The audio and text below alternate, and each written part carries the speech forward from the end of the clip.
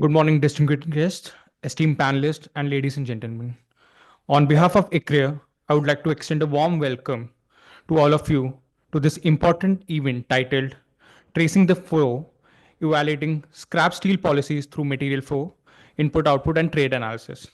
We are thrilled to have a distinguished group of experts, policymakers, and industry leaders here to discuss the evolving dynamics of scrap steel policy in India. To formally open a program, I now invite Dr. Amrita Golda, Senior Fellow and Thematic Lead, to deliver the welcome remarks.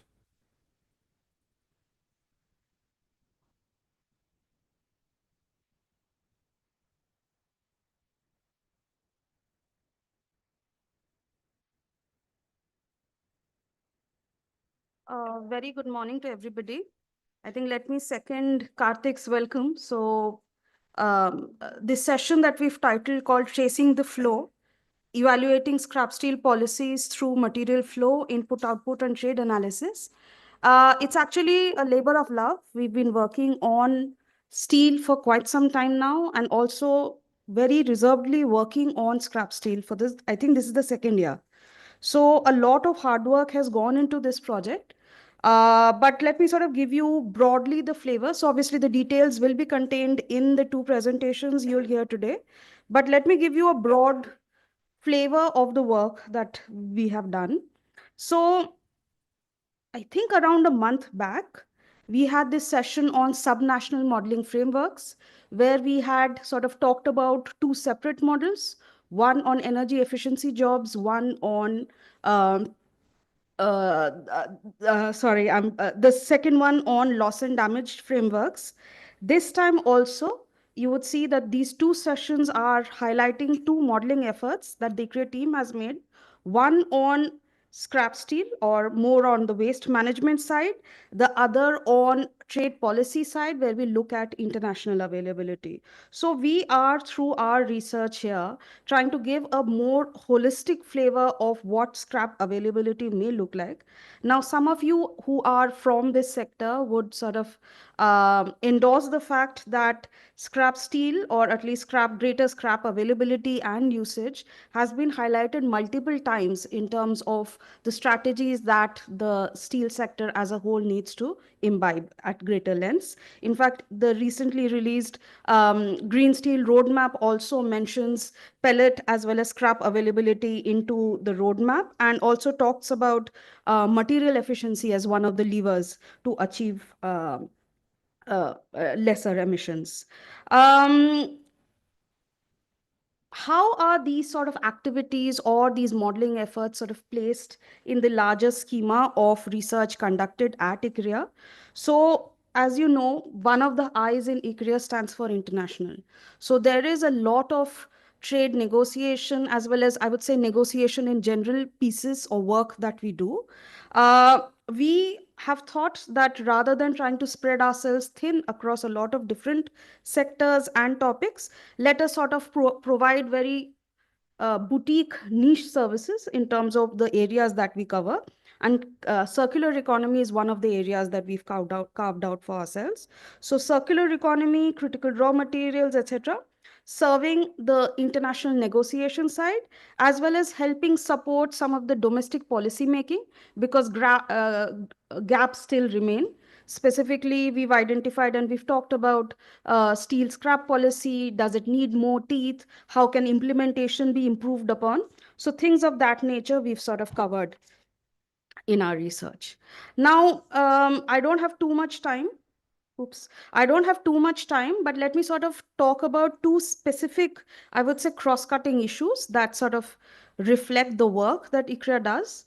So we have very concertedly tried to imbibe in all our initiatives. So while you today will be seeing the work we've done for steel, but it's true for all the work that we've done, I would say, for the past 3 years or so. So one is that most of our work right now is multidisciplinary.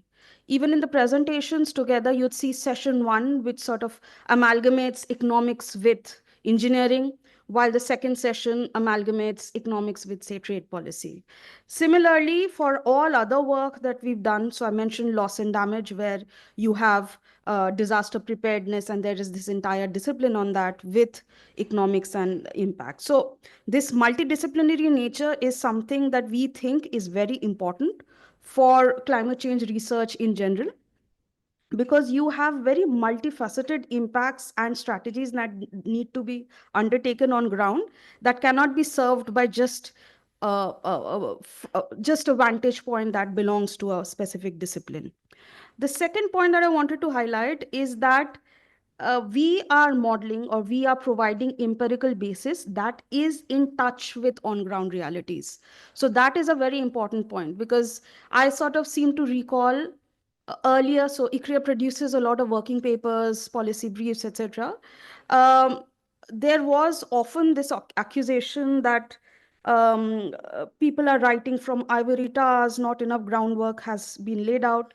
So we are very distinctly trying to have a lot of survey work that is sort of incorporated into the research. So we are not researchers who are sort of coding from ivory towers, etc. We are going on ground. Survey design and survey results will be talked about in the sessions. But having survey and talking to people on ground serves three purposes for us. First is having stakeholder engagements and getting the buy-in into the issue, into their psyche of why this is important and why action needs to be taken.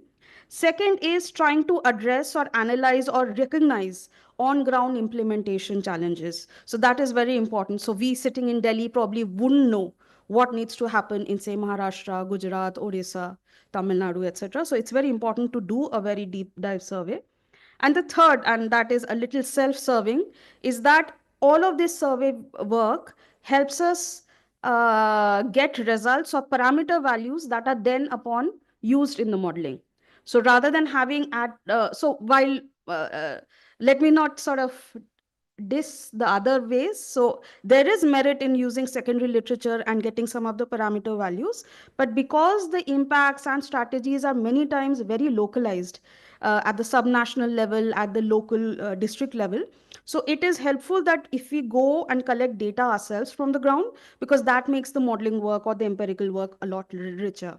So with that, I'd like to close my welcome remarks. So I hope you find the sessions today very useful.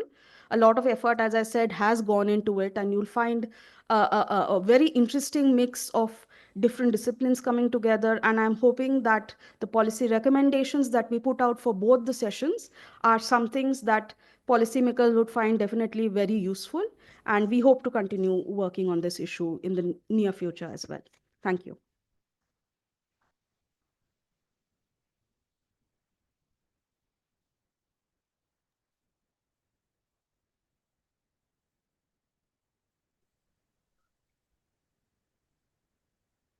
Thank you, ma'am, for your insightful welcome. We are privileged to have with us Dr. Sachin Kumar, Director of the Industry, Buildings and Cooling Program at Shakti Sustainable Energy Foundation, joining us virtually. Dr. Kumar's leadership and expertise in the energy efficiency domain are invaluable, and we are honored to have him here today to deliver the inaugural address. Over to you, sir. Thank you, Karthik, and let me first apologize for not being able to present in person. And let me also congratulate Amrita, you and your team, because I believe I'm in the second session in the last 10, 12 days where I'm going to learn good things, the kind of output you're bringing to the Indian ecosystem. I agree with you that ICARE is not working from the ivory tower. You are going on ground, and the kind of output you're bringing to the system, that is most valuable. For example, the topic for today's discussion, steel scrap.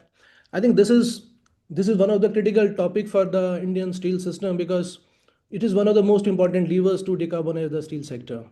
And the scrap or the recycled steel is vital for the steel production, because in India, if we see the steel production routes, we have a lot of electrical furnace, induction furnace, where scrap can be used 100%, and even in the blast furnace we can use around maybe 20-30% of steel scrap. So this is important from the Indian ecosystem. For example, we need not go for reduction of the virgin iron ore, and this saves energy, this saves the related GHG emissions. So this is a win-win situation for everyone, for the Indian ecosystem, for the policymaker, and for the entrepreneur at large, because they save energy and that's the profit for them. But if you see globally around, we are producing around 31% of steel through scrap.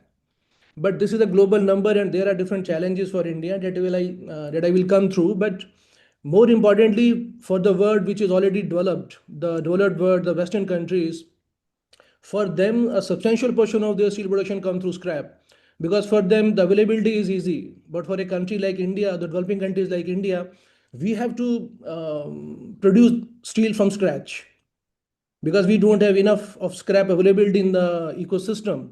And if we see even the recovery rates for steel scrap, if we see the global numbers, for example, we can recover around 80 to 85% of scrap from construction. But India is building up. We don't have that scrap from the construction, because majority of the buildings are yet to be built, and whatever we have built till now, that is not available in the Indian ecosystem, or if that is available, that is not sufficient for the steel production that we are having right now and the capacities we plan to build in future. Similarly, we can recover around say 90% from machinery, but that is again for India and the developing countries, that's a challenge. And we can recover around domestic and electrical appliances around 50% of steel scrap. That is something we can think of, but more importantly, I would say it is the automotive sector where we can recover around 90 to 100% of steel scrap. And that is one area that has already been identified by the policymaker, decision makers in India, where we can get scrap for the steel production routes. But as I said, it's a different kind of ecosystem for the India, because we don't have enough quality of quantity of scrap, I should say. And Amrita has rightly mentioned that the work they are doing, they have done under this study, is basically trying to understand what is the kind of scrap we have in the ecosystem, what are the estimate we have in future, and how this can contribute as a main decarbonization lever for the Indian steel sector. If we just go by the numbers, I think in 2023-24, we produced around 144 million ton of crude steel, and in that we had just around 20-21% of ferrous scrap based steel production. And out of that, also around 25% or maybe 9 to 10 million ton was imported. So that clearly highlight the kind of challenge that we face in terms of the scrap availability in the Indian ecosystem. But the good point is that I think Amrita mentioned very briefly about the initiative by the Ministry of Steel, where they have come out with the Green Steel Mission report and the work they are doing to ensure that the Indian steel sector become decarbonized in the long run. So going back that spirit, I think earlier they had come out with a steel scrap recycling policy in 2019, where they have envisaged that India should become self-sufficient in terms of the scrap availability. And even in that, the vehicular scrap, end of life vehicle scrap, is one of the most important aspect from which we can get the scrap for use by the steel sector in the country. And even I think the Ministry of Road Transport and Highway, they have come out with the end of life vehicle scrapping facility policy, where it has been envisaged that the scrapping centers will be established in the country to ensure that the scrap is recycled in an environmentally sound manner and in a way that it is scientifically processed and being made available to the Indian steel producer. But as I said, for India, there are different set of challenges. One of the most important challenges, I would say, is that our scrap collection is manual. So we are yet not come to a stage where we have mechanized our whole processing, and this creates issue in terms of the quality of the scrap, because there is contamination from say copper or the tin, and that needs to be handled by the entrepreneur while melting the scrap. Similarly, that also impede the decision making by at different levels, by the policymaker, by the entrepreneur themselves, because the data transparency is not there, how much scrap we are using, what quality of scrap we are using. So that pose a different set of challenges. And I would say from the Indian ecosystem side, the most important challenge I feel is in terms of the logistics, because even in the steel scrappage recycling policy, we have envisaged that we will be using, or we will be needing around 7 to 80 million tons of scrap by 2030. And to process that scrap, we need around maybe 700, 800 processing centers. And if the processing center has a capacity of say around 1 lakh million ton per annum, so building those processing center and even the collection centers, maybe around 3,000 collection centers are envisaged under the steel scrap recycling policy. So building those logistics, having those collection center, dismantling center, and the processing center, and more importantly, after processing, transporting that scrap to the steel clusters. So it's a huge infrastructure, huge logistic challenge that India faces, and India has to build those infrastructure, those logistic, to ensure that the whatever scrap is collected, processed scientifically in an environmentally sound manner, that gets available to the steel production units. Because only then the ultimate aim of say reducing energy consumption, reducing GHG emissions, and more importantly, coming out with the quality output that we ensure for the Indian ecosystem. So these are some of the challenges I believe that one need to focus upon, and I'm sure during the discussion today, some solution, some way forward for this will come. And at Shakti, we're also trying to do our bit to ensure that we provide that kind of output, that kind of analysis, which is required by the policymaker, by the corporates, who are the decision maker, even by the entrepreneur, even in the secondary steel sector, which can use those output to make informed decision, to make choices, to make their investment decision more importantly. Because as I said, the most important part for the Ministry of Steel right now is how to ensure that the Indian steel sector get decarbonized. Not only for the Ministry of Steel also, but even to India to meet its global commitments, global climate commitments, to become net zero, to reduce its emission, to meet the NDC targets. For all those things, I think the scrap is one route which can help in every possible way to meet those commitments. And at Shakti, we are trying to assist Ministry of Steel in by the analysis that we do with our knowledge partners, to ensure that those analyses are used by the Ministry of Steel and they are of helpful not only to the Ministry of Steel but at the ecosystem at large for the steel sector. And we will continue to support the way we can to the Ministry of Steel, to the other stakeholders. And I think the kind of work that ICREER is doing is a bit in that direction. And I believe that the challenges that we face in terms of scrap specifically, that get discussed today, and we will come out with some solution, some way forward, some recommendation which can be used by all of us in moving ahead to ensure that whatever we have planned for the steel sector in future, by the corporate, by the policymaker, by the Indian government, we will be able to achieve that. So with this, let me stop here, and let me again thank you, Amrita, to you, your team, and the career at large, for doing the good work, for doing, for coming out with the kind of analysis you do, for the coming up with the kind of output that is useful for everyone. Thank you very much. Thank you, Sachin sir, for your inspiring inaugural address. We now move on to our session one, quantifying the impact of scrap steel policies, a material flow input output analysis approach. Please join me in welcoming our esteemed panel of discussions. I would request the panelists to take the seat on the dais. We have with us today Dr. Amrita Golda. Please join us. We have with us today Mr. Hemant Malia, Fellow Council on Energy, Environment and Water. Mr. Abhas Sinha, Project Manager, Steel Zero Climate Group. Joining us virtually is Mr. Biswadeep Bhattacharjee, Senior Vice President and Head of Green Steel India at Prime Metals Technologies.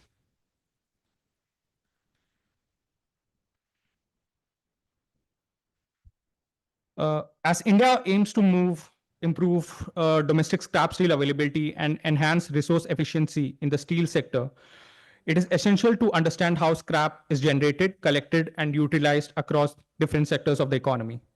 Using material flow and input-output analysis, a clear study maps these dynamics to assess the effectiveness of current policies and identify opportunities for intervention.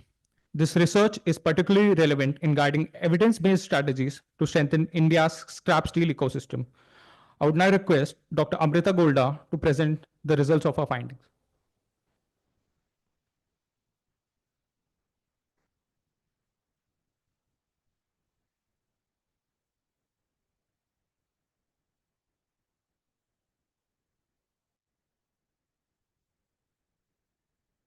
Okay, so Sachinji has very nicely set the context. So let me sort of quickly go over some of the, I would say, the salient facts that we know.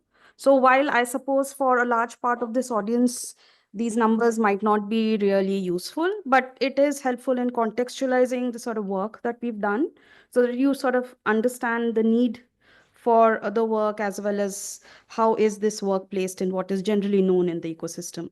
So first is secondary steel making using iron and steel scrap is a key to decarbonization. It's an important lever that has been acknowledged by the Ministry of Steel as well.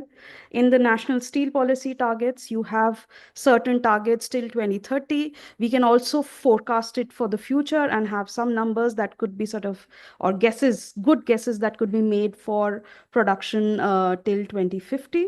Um, Large part of it remains BF, BOF, but yes, EF and IF is also a route that is emerging as increasingly important.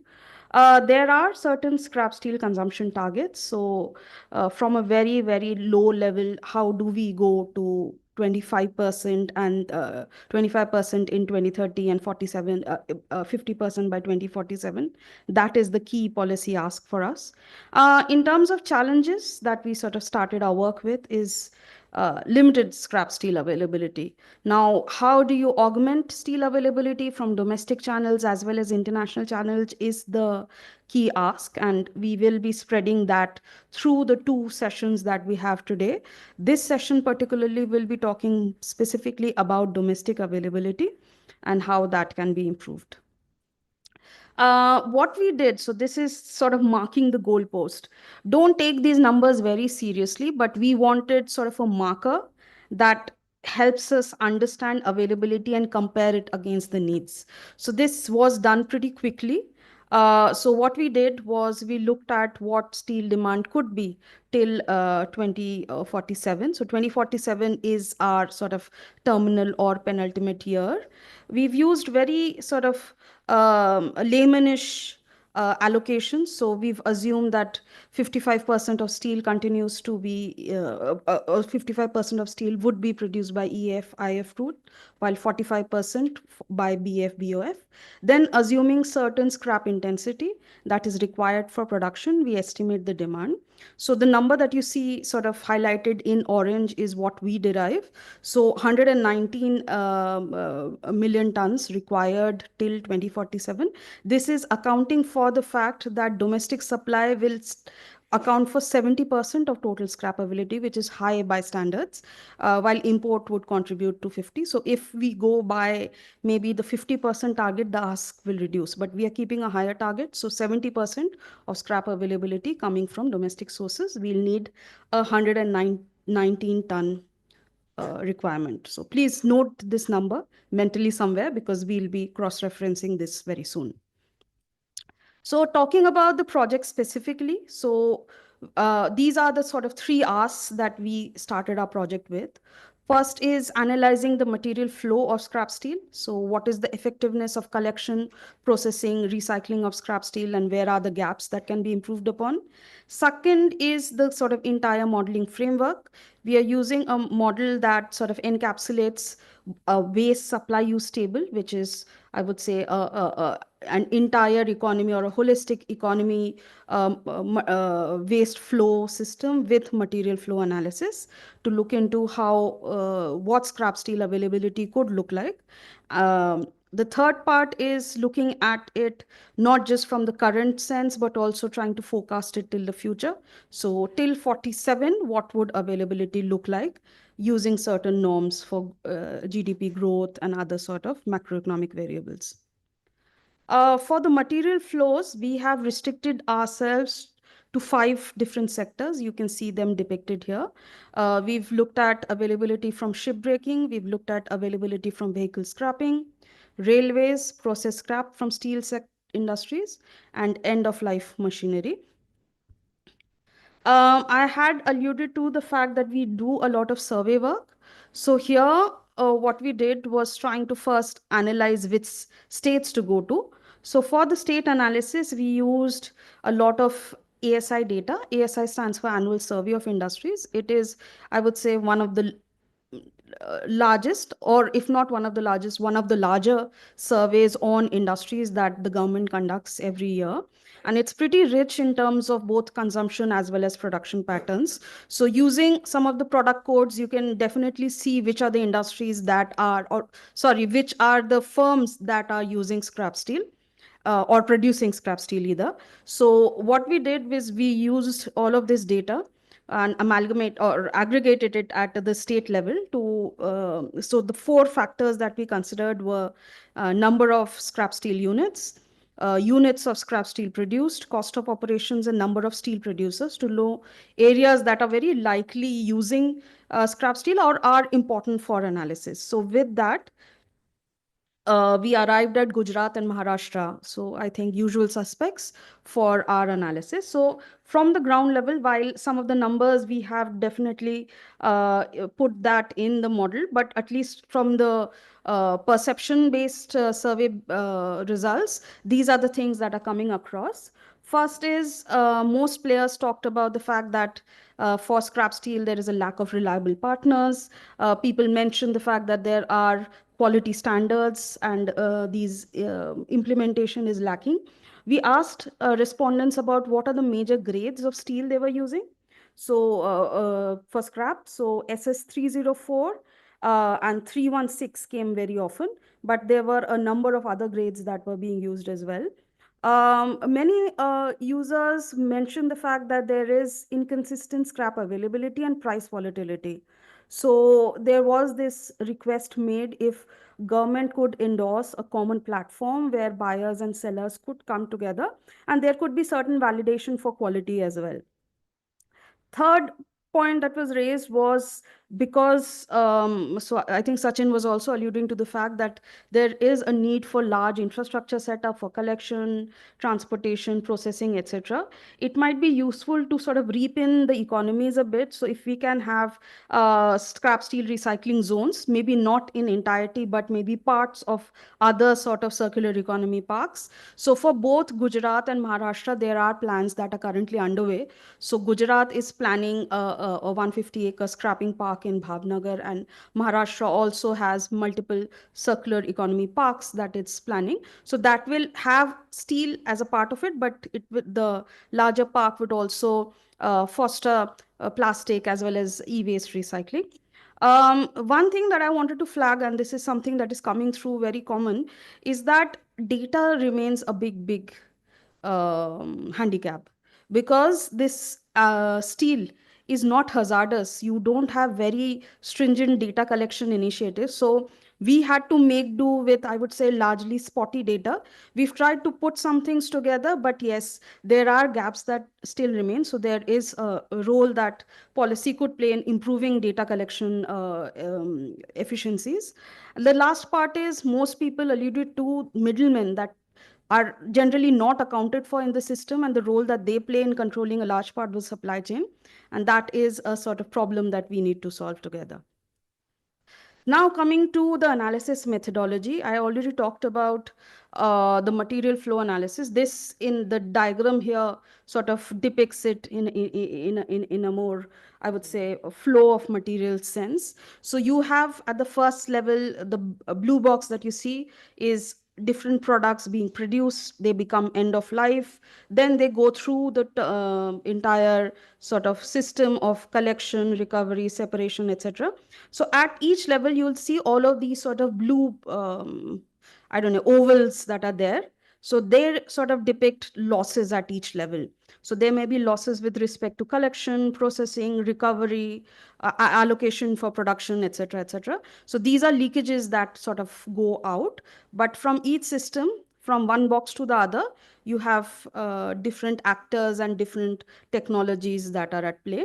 Again, reiterating the fact that the sources that were considered, so these is a little limited, but that is the best we could do. Make vehicular scrap, process steel, machinery, shipbreaking, and railways. This is the analysis tool. So Sampada is in its fourth iteration. I wonder if I'll see her grow to a teenager yet, but still. So this is Sampada 4.0, which has been specifically designed to look into scrap and steel scrap. Uh, in the matrix that you see, so this is for people who know, this is a partition matrix where each of the blocks gives you information on different sides. Now, it might be a bit confusing for people who are looking at it for the first time. So, just to ease your understanding, I've highlighted the blue zones that are of specific interest to everybody. So, the first block that is of interest is T12. So, T12 is designated in INR rupees. So, that is a monetary value of waste treatment costs, right? The other important matrix here is W23, that is where waste management policies come in. So we allocate waste to different treatment processes. So it could be composting, incineration, material recovery facilities, C&D waste management, etc.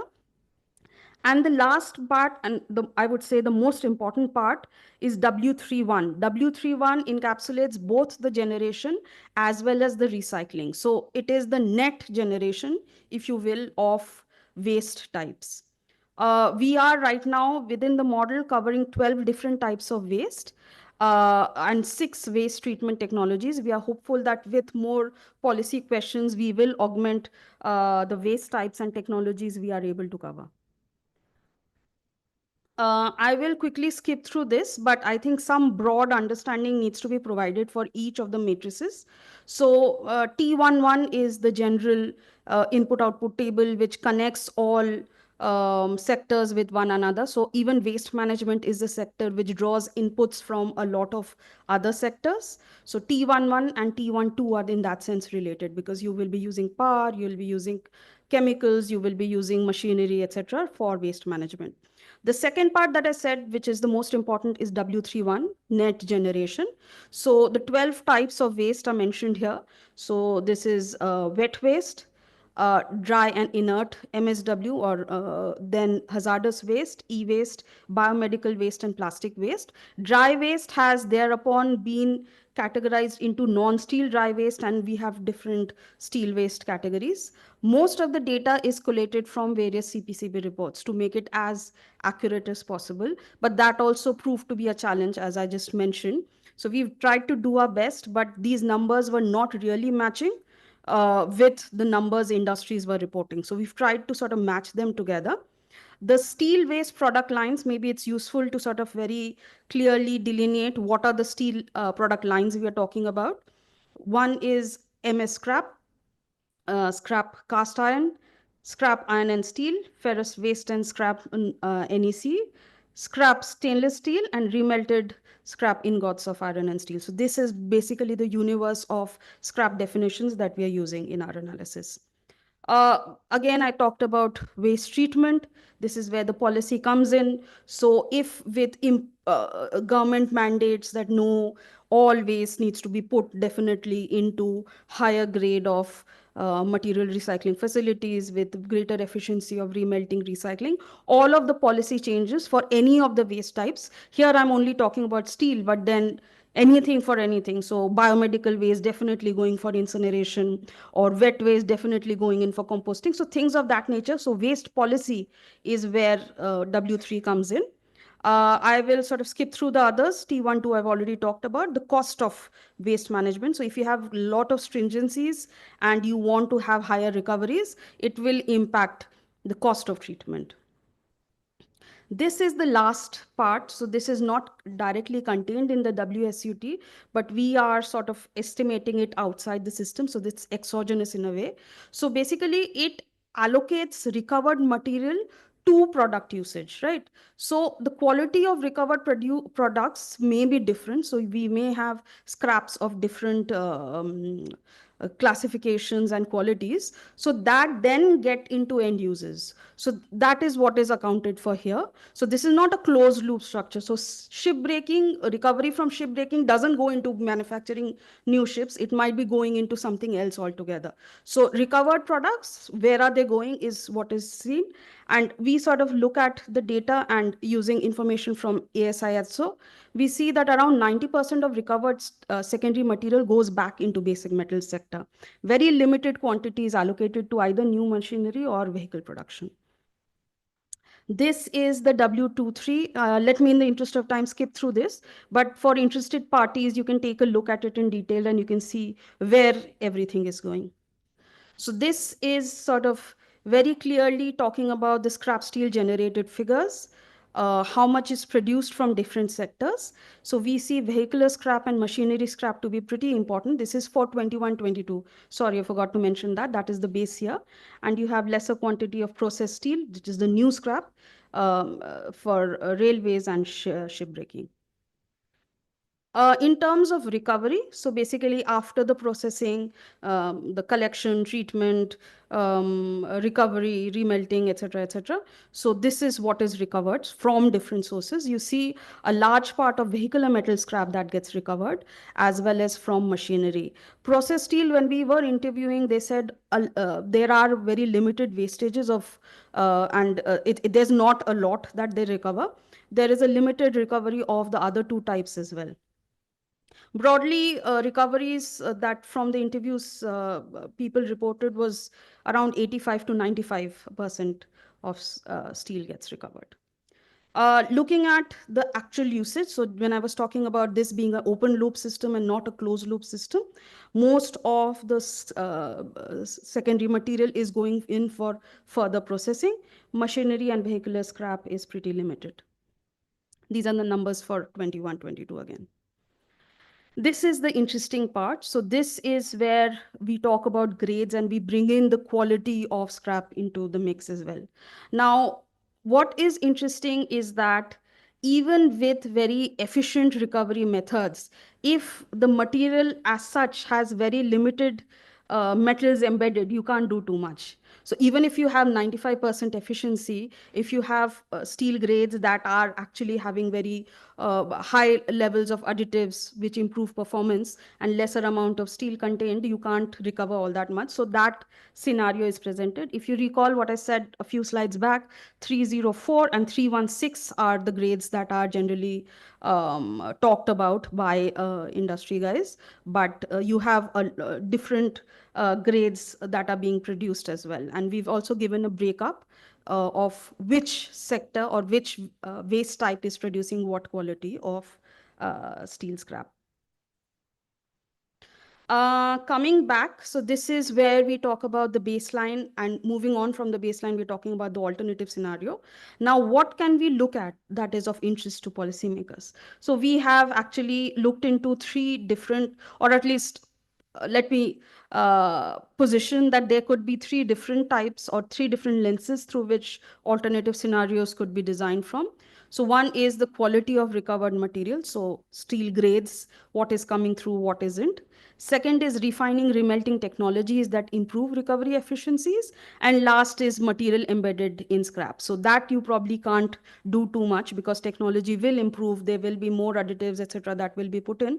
And since we are talking about a 2047 perspective, there will be a movement in technology that one probably can't control. But what we can control is losses that are happening at each level. So you may recall the blue, what do you say? Um, ovals that I had highlighted, the losses at different levels. So if you minimize these losses, what happens is what we've tried to estimate. And this in a more complicated term, in an equation format, shows the different levels. So from EOL products, you go to scrap recovered, so after dismantling and segregation. Then it goes to the refined material space where you're going through the refining, recycling, remelting phase. And then last, it's these refined materials that get allocated to final products. So we already saw that processing or processed steel is where the lion's share is going. So these are the different steps and what happens if we minimize losses. So what we find, lo and behold, is that even with so in the baseline, what we find is we recover around 47 million tons in the baseline till 2047, and compare it to maybe slide 1 or 2, where I showed a need of 119. This is only around 40% of need. Even if we improve recovery technologies, we don't gain a lot. It goes up to 49 million tons because recovery efficiencies are already quite high and not too much improvement is possible. But it adds to costs. So from the material, so you may remember I had talked about 6 different technologies. So for material recovery, the remelting and recycling technology, the costs go up from 1175.38 per ton to 1425 per ton in the base year. So the question to us as researchers is it the dead end? Is this the best that we can do? And 60% of our needs will continue to come from iron and steel. So that is the question I leave Abhishek with to answer. So where is the 60% of it is, how will the 60% of it be sourced from international sources? But my question, and I have the answer too, is that this is not really the dead end. Now, what is happening is that, and this we've learned after looking at things, is that CPCB generally covers data from more formal entities. They are the data for MSW waste, dry waste in specific, is not covering the entire picture. What we have, so from our calculations, we see that for scrap recovery, we are getting down to around 14 million tons in 21-22. But if we compare it against ASI, so ASI is, again, recall, industries telling themselves through their sort of annual reports, etc., what is the scrap usage? They say around 31.5 million tons, so which is more than 2.25 times what CPCB reports.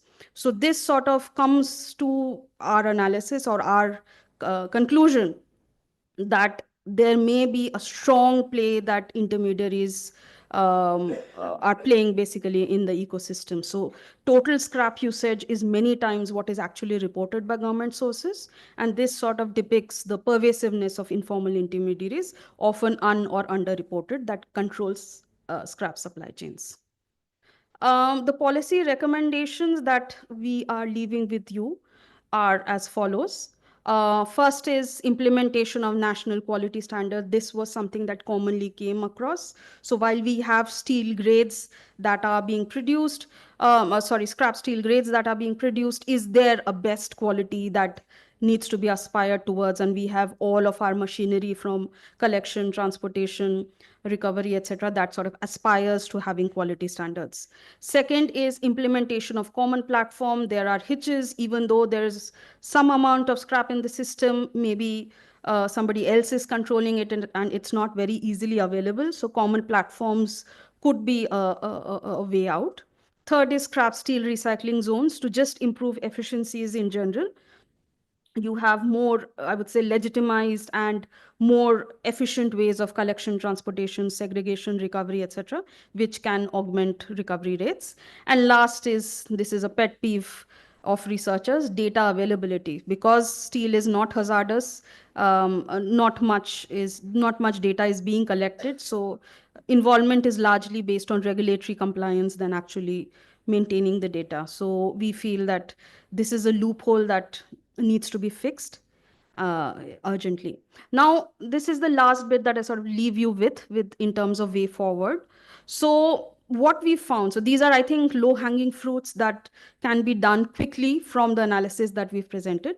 First is we look at the economic impact of waste management processes. So while I've given you availability in quantitative terms, because that was the ask basically, but it is also important to look at the backward and forward linkages. So basically, if waste management improves, at the back end, there are inputs that will be needed. And in the sort of forward linkages, you have all of these industries that will be benefited who use scrap steel. So what is the economic impact of all of this? So that can be presented in the form of a scenario. Second is, in terms of alternative scenario, we have put in technology improvement, but it can only do so much. So what is the impact of changing scrap quality, aspiring towards a national target scrap? Or what is the change in material embeddedness? So for car manufacturers, they may be going in for a particular type of steel for their needs. So how do you incorporate all of that into the design as well? And the last bit is, how do you, well, you can't control the informal actors, but yes, is it possible to interweave the system with the informal actors so that recovery efficiencies can improve? Because informal actors, uh, whatever you may say of them, have a very tremendous collection and transportation network that probably formal channels can't match. So how do you have a interlinked system is what we want to leave you with. I think that is all from our side. You would see a QR code there. So summary for policymakers has also been parallelly prepared. So if you sort of scan this code, it will take you to the summary. So that is all from my side. Thank you.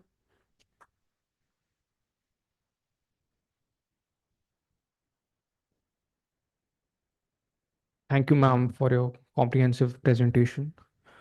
We now enter one of the most anticipated segments of today's program, that is the panel discussion. We are fortunate to have with us distinguished panel of experts to share their perspectives. The session will be moderated by Dr. Amrita Golda, Senior Fellow, ICREA. I would like to invite Amrita Golda to begin the discussion. Thank you. Okay, thank you, Karthik. So I have a set of questions that are in front of me.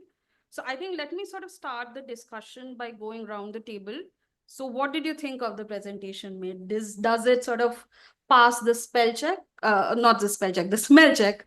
Does it look logical? Is it, or how do we improve upon the methodology further? And then we can go around the other questions. Sure. I think I'll have to, by the way, Hemant Malya from CEW. I'll have to study the numbers a little bit, but welcome to the mix of confusion.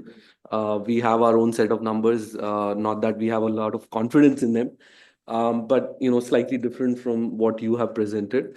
And we can discuss further, but I think scrap is kind of the murky area in terms of accounting of steel input and output both. And I don't think there are any easy answers. But one thing I think conclusively everyone agrees on is that we have very limited scrap. And as an overall share of steel making, scrap share is going to continue to decline as other countries try to retain their scrap. So I think generally the sense of direction and conclusion are the same. Numbers, I guess, is anyone's bet.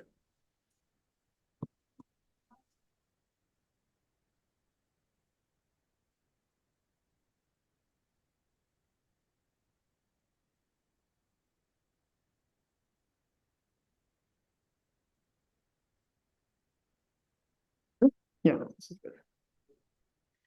Yeah, no, allow me to start by congratulating you, Amrita, and your team on this important study. I generally believe that every such study, every such report that we come out with really adds to the uh, it helps build the missing piece in the overall puzzle of steel decarbonization. So I think kudos to your team there. And on the rest, I do concur with what Hemant said. The overall messaging is definitely is something that we can all align on. The fact that scrap is not cannot be the be all and end all of the steel decarbonization story in India. We have to look at actual decarbonization process of primary steel production. Having said that, some of the numbers, again, for example, we did a study on ship recycling, specifically with this objective in mind, how much steel can ship recycling as a sector generate. And I think the numbers we came out with were kind of different from the slide that you showed here. I think one of the things that is worth getting into, not necessarily today, but just bearing in mind is how we actually define scrap. The reason this became important to me was when we actually went to the field and started speaking to ship recyclers. The way they thought of scrap was a bit different from what we think of scrap, right? And I think some of that can explain the difference in the numbers. What we mean, I think what the industry means by scrap is the actual melting scrap that goes into secondary steel production or even primary steel production. But for example, ship recyclers, when they talk about scrap that is generated from ships, they mean basically all the steel that is recovered as a result of dismantling the ships. That is much more than the actual scrap which goes for melting. So I think some of those nuances are there. But overall, I again commend you on this study. Sir, you've joined online, so do you have any feedback to give? Mr. Bhattacharya? Yeah.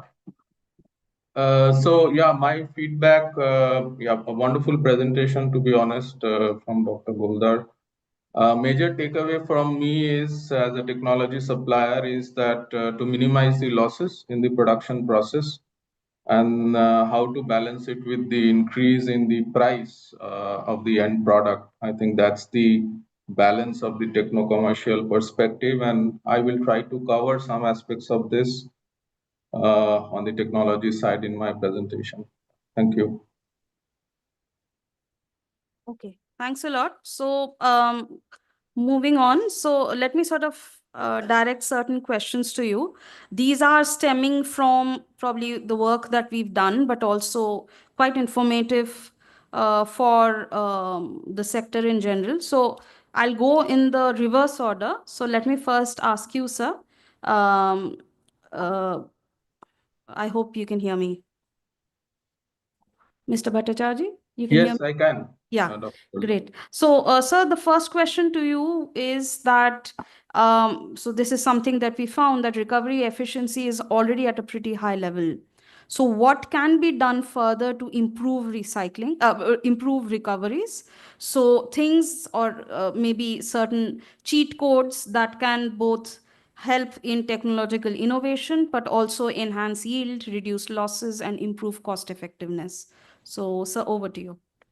Yeah, thank you. Thank you, Dr. Goldar and Ikriar for having me. Thank you also to Dr. Kumar for a wonderful opening presentation because it sort of summarized all the aspects that we will probably cover today.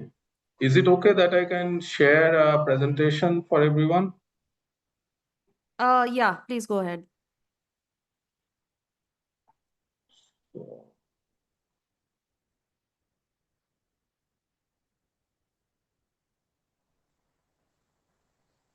So please let me know if you see my screen. Yes, sir, you'll have to put it on slide. Yeah, otherwise it's visible. I will do so. Is it okay now? Yeah. So thanks again and good morning to the audience. So I represent Primetals Technologies. So a short word on my company. We are part of Mitsubishi Heavy Industries, as you would know. Mitsubishi Heavy Industries needs no introduction. So you can see some of the statistics of the company. But it's probably the only company in the world that has got products across all the four domains, land, air, water, and also space. The entire Japanese space organization is handled by our company. In terms of the topic of discussion today on scrap, why are we discussing it is because we are talking about a carbon neutral world. All the countries have committed to it. But for our company, it sort of is based on three legs of the system. Yeah. So while we talk about decarbonizing our infrastructure, it also means to build up an ecosystem for both the hydrogen and the CO2. Why it is important? Because hydrogen and carbon, as we know, are possibly the main reducing agents that we have in this world. We ourselves as a company are committed to net zero by 2040, and I think that's important, which means the technology and solutions that we provide to our customers also have to fit into this target. Now we talk about scrap, but what is important to also sort of take a backseat and understand that scrap, of course, it's a very important part of net zero in terms of iron and steel baking. But is it the only way? Probably not. Is it the realistic way that we shall see? But what is it now? You can see on the screen a plethora of technologies, and the idea is that in the future we will see probably many medicines trying to address this topic of net zero. We will, of course, have the carbon-based technologies on the extreme left-hand side, and we will have the scrap-based technologies on the right-hand side. So scrap-based technologies are the most efficient in terms of the specific CO2 consumption, as we know. And the carbon-based technologies, do they go away? Definitely not. In particularly for countries like India, we will see this will continue, bloom, and sustain. Of course, there will be mix of some other technologies coming in between. So the interesting part for us as technology suppliers are the middle portion of this diagram, and also, of course, on the right with scrap.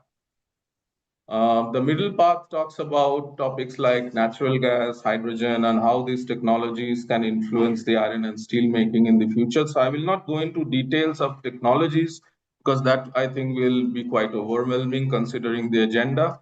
But let us also understand that the raw material that comes in terms of iron ore, of course, scrap we leave out, will also influence the choice of the technologies, whether it's high grade or low or medium grade. In a country like India, we also have our challenges in terms of the percentage Fe. So, how is then scrap based technologies going to unfold in the future? And this is quite interesting because our company believes that the pathway ahead till 2050 will see a mix of all these technologies that we saw on the earlier slide.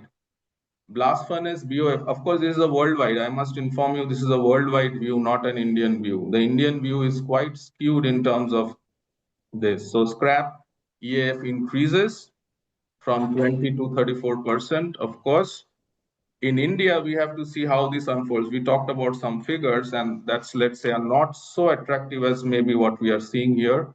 Blast furnace BOF decreases worldwide, but from an Indian perspective, our feeling is it will still stay at somewhere around 65 to 70% until 2050. We see still blast furnaces being rolled out, and in all the greenfield expansions, blast furnace is the way ahead. In between, of course, there will be the DRI, arc furnace, smelter topics, and I shall not go into these technology interventions because the topic is scrap, and it's better to focus on that topic. Why scrap is important, as we all know that every ton of scrap used in the steel production helps in reducing the emissions by 1.5 million ton. It reduces the consumption of 1.4 million ton of iron ore, 0.74 million ton of coal, and 0.12 million ton of limestone. So this is the World Steel Association figures, and makes it very attractive from a technology perspective.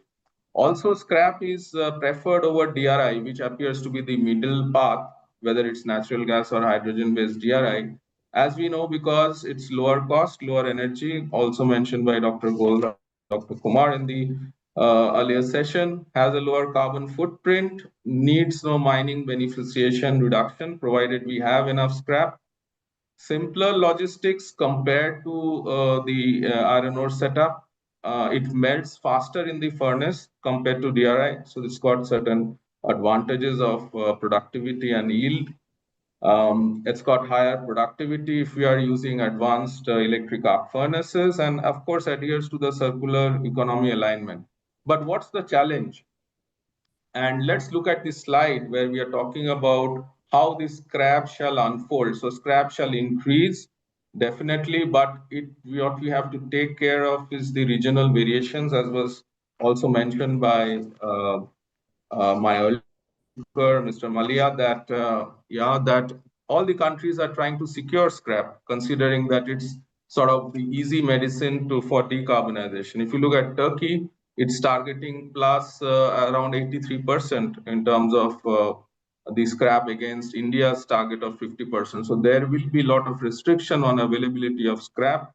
Um, and technologically, not going into the details, people also spoke about the contaminants in the slab on like carbon, silicon, phosphorus, and so on. So this is very important to understand that we have to look at scrap because we have to take care of the contaminants. Otherwise, it really doesn't work out in the process.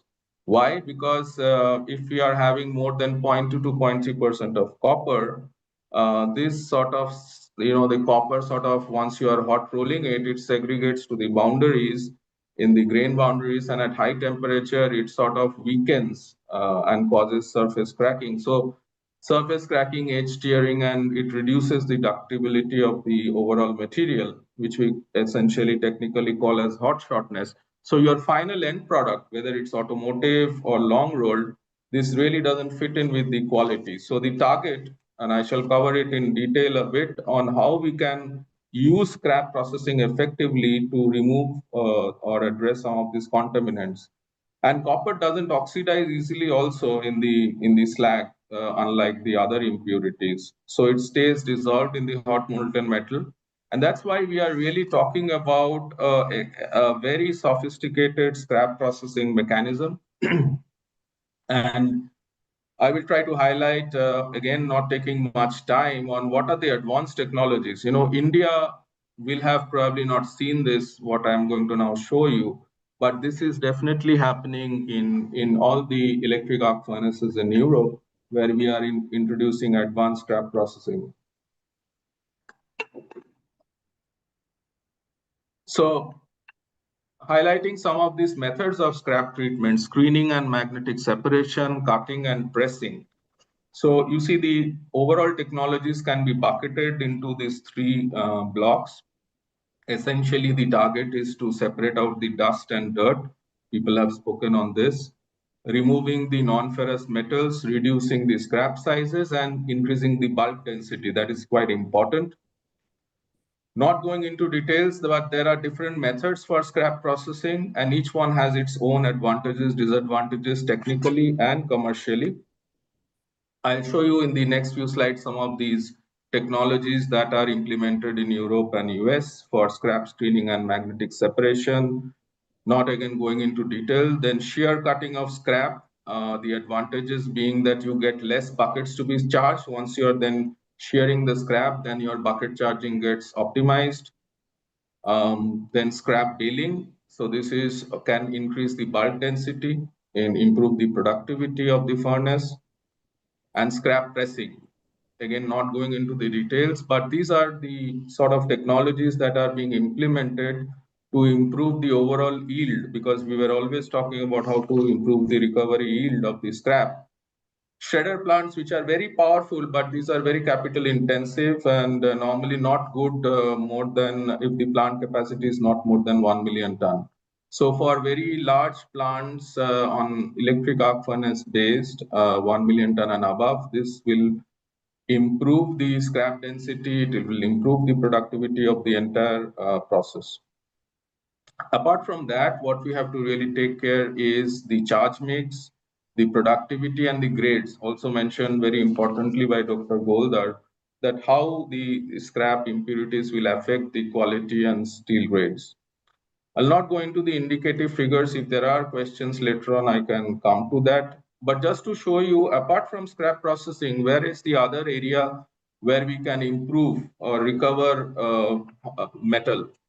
So if you look at, so this was integrated steel mill, but since we are talking about scrap, I'll just focus on this process route. And you can see that throughout the process, there are dust, sludge, including FeO, which comes out. And this requires recovery of this FeO. So if you look at the electric arc furnace slag, it can be granulated and recovered and can be briquetted. If you look at downstream on the mill scale, there can also be potential for metal recovery, and all this overall increases the productivity and the yield of the furnace. Some indicative figures of the dust minimum and maximum amount that comes from the process. You can see roughly about 5 to 10% of the total iron can be utilized and recovered back from, and this is like 100 to 200 kg per ton of steel. So very important that this iron is then recovered back through the scrap route. So we as a company are providing this byproduct recycling technologies across the iron and integrated steel plant, starting from the agglomeration to the secondary metallurgy. And how we do that, again, not going into the process, but mainly it's cold briquetting. So, the briquetting process from each one of these source points for the sludge and dust. And then finally, to show you one of the plants that we have developed in Voestalpine, Texas for cold briquetting of fines. So this is how it looks like. This is, of course, a direct reduction dust and filter cake on oxide fines that is getting converted. The other important topic is to look at slag, because once the main process recovery is done, there is potentially then to valorize the slag. And what we mean is, from each one of these endpoints, you can either directly process the slag to recover metal and other important, so iron ore and other important metals like zinc. But you could also use and treat the liquid slag in a furnace for reduction. And this is why quite important, because once we are recovering the FeO from the slag, the other important metal that remains is zinc, a very important and costly metal. So we have technologies for zinc extraction that also can recover metal. So I will not also go into the details of this BSSF process, but these are technologies that allow again to recover and improve the yield of the process. What is important is how, from the carry forward of slag and the hot metal, there is also the chance that you lose a lot of the iron. So what I mean to say is whenever we are reladling or transferring from the tapping, it could be that your slag and the hot metal cutover is ignored, and then you slip some of its, the carryover becomes very high. So what we have is an advanced infrared camera-based slag detection that allows only a maximum of 3 kg per ton of carryover from hot metal to slag. So how do we do that? Not going into the details, that the wavelength of the slag and the hot metal are different, and the infrared camera captures that and then distinguishes it. Not going into details, this is how it looks like. The infrared camera linked to the visualization unit, and then the interface to the PLC. This is how it looks like. We have about 60 such monitoring. These are important technologies that will have to come in India. Let me tell you, these are there in the converter BOF examples, but in the electric arc furnaces, which we don't have, of course, so many. But once we see the scrap movement coming up and India rolling out more electric arc furnaces, this shall definitely be the way ahead. Let me also show you a little bit of this is how it looks like. So this is, a mix, the hot metal getting tapped, and the infrared camera is always checking for it using the wavelength. And at one point of time, you can see the tilting of the ladle here. Here it's the BOF, and at one point of time, it will detect the slag. I'm just trying to move my cursor to the right point. Yes, so here it says a slag alarm. You can see that it detected a slag alarm and lifted back the ladle. So such advanced technologies will help in the recovery of the metal. The last topic that I shall cover is also on smart scrapyard, to show you some of these wonderful technologies that exist, which are already implemented and very likely would be implemented. These are advanced logistics. Somebody mentioned logistics from a scrap perspective, but once inside the plant, there is also a very important influence on the logistics between the scrap coming in, the ladle movement, and the crane movement within the plant. Smart sensors, these are AI-based sensors for classification of scrap.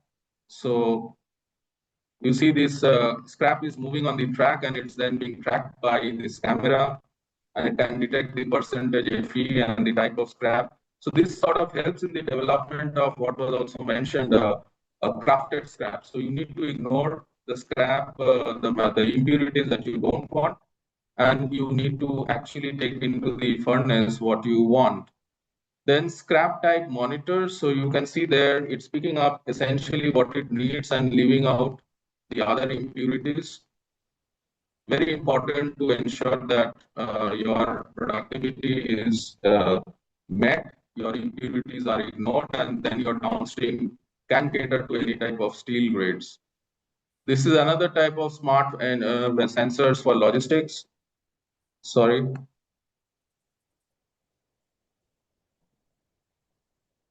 And this is for scrap tracking. You can see that this is automatic recipe tracking. So the furnace already is anticipating a certain mix of scrap and hot metal. And this will go and fetch that exact recipe so that, and you can here see that the heat in the furnace against the actual weight, what is being expected from the scrap, how much of impurities. So the furnace doesn't have to be very tolerant to all these things. It's already getting a very processed scrap, and this sort of helps. So what essentially I'm trying to say here is, yes, we do need to have a lot of improvements in the scrap processing, but there are also a lot of technologies that are implemented across the world that even with not so good scrap, you can still get the right type of steel grades. So not going also into these details, but these are the possibilities of again filtering out different type of scraps. So this is what we are finally coming to, scrap tuning. You can even with whatever scrap that is coming in, you can tune your scrap to meet your steel grade requirement. And that's where our smart scrapyard solutions come in, which I sort of spoke about in different forms, but on an integrated way, this is how it looks like. Apart from that, as we all know as metallurgists, there are other possibilities like continuous flat bath operating. This is an important topic. Foaming slag in the furnaces. So we mix the carbon and oxygen balance in the furnace through a very automated way to ensure that there is high yield, because we target about 20 to 22% FeO in the slag, and this sort of helps in the high metal recovery. Yeah, and then I also spoke about the zinc that we can also recover for the zinc extraction process. Yeah, the overall solutions that we have in the house targets to ensure any type of scrap that comes in, we filter out, we sort of sort it out, we ensure that a crafted scrap comes into the furnace, and there is no variability for the downstream process for steel grades. So that's what I wanted to cover in my presentation today. Thank you. Thank you so much, sir. I think I'll have to look at the recording all over again to understand this in greater detail. And I hope you are available for some questions because I think there may be many. But anyways, so let me move on to Abhas now. So Abhas, my first question that is directed to you. You talked about the work you've done for shipbreaking, but there are more sectors that we've covered as part of our analysis also. So, what would you deem as some of the key barriers that are limiting recovery from this? So, you said definitional issues, definitely, but also more from the technology side or the policy side. How can these sort of barriers be removed or wished away with? Barriers in ship recycling, you mean? I mean all sectors, but if you want to dive into greater details about just shipping, you can do that. No, it's fine. Yeah, just before that, I wanted to touch upon what actually makes a sector a potential source of scrap steel. I think it's worth talking a bit about that. In my view, there's two main factors, and there are more than two, but I think there's two fundamental factors. One would be the actual amount of steel that goes into that product. So we're talking about end of life products, right? So the actual amount of steel that can potentially be recovered. So that's one. And the second one, I think, is the rate at which those products reach the end of lives. And that rate needs to be less than the rate at which they are produced.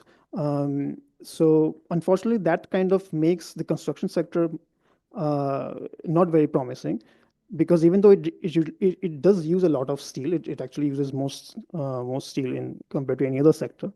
But since and especially in Delhi NCR, we know the rate at which commercial and residential properties are cropping up every other day.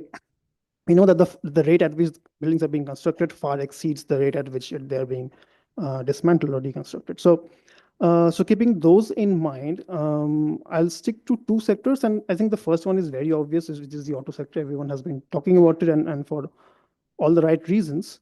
I think the number that you had on your slide as well, it does tally with some of the calculations that I have seen elsewhere. Is around 8 to 9 million tons is the overall potential that of steel that can be recovered from the auto sector in India every year. That's the potential. I think the real number is probably much less.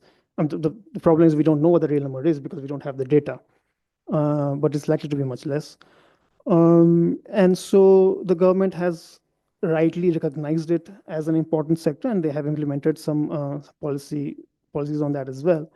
I'm pleased to note the recent development, I think happened in January itself, when the EPR regulations have finally been extended to the Indian automakers as well. I think the target currently stands at 8%. They're required to use 8% recycled steel, which will progressively go up to 18% by I think 2030, 35, around that.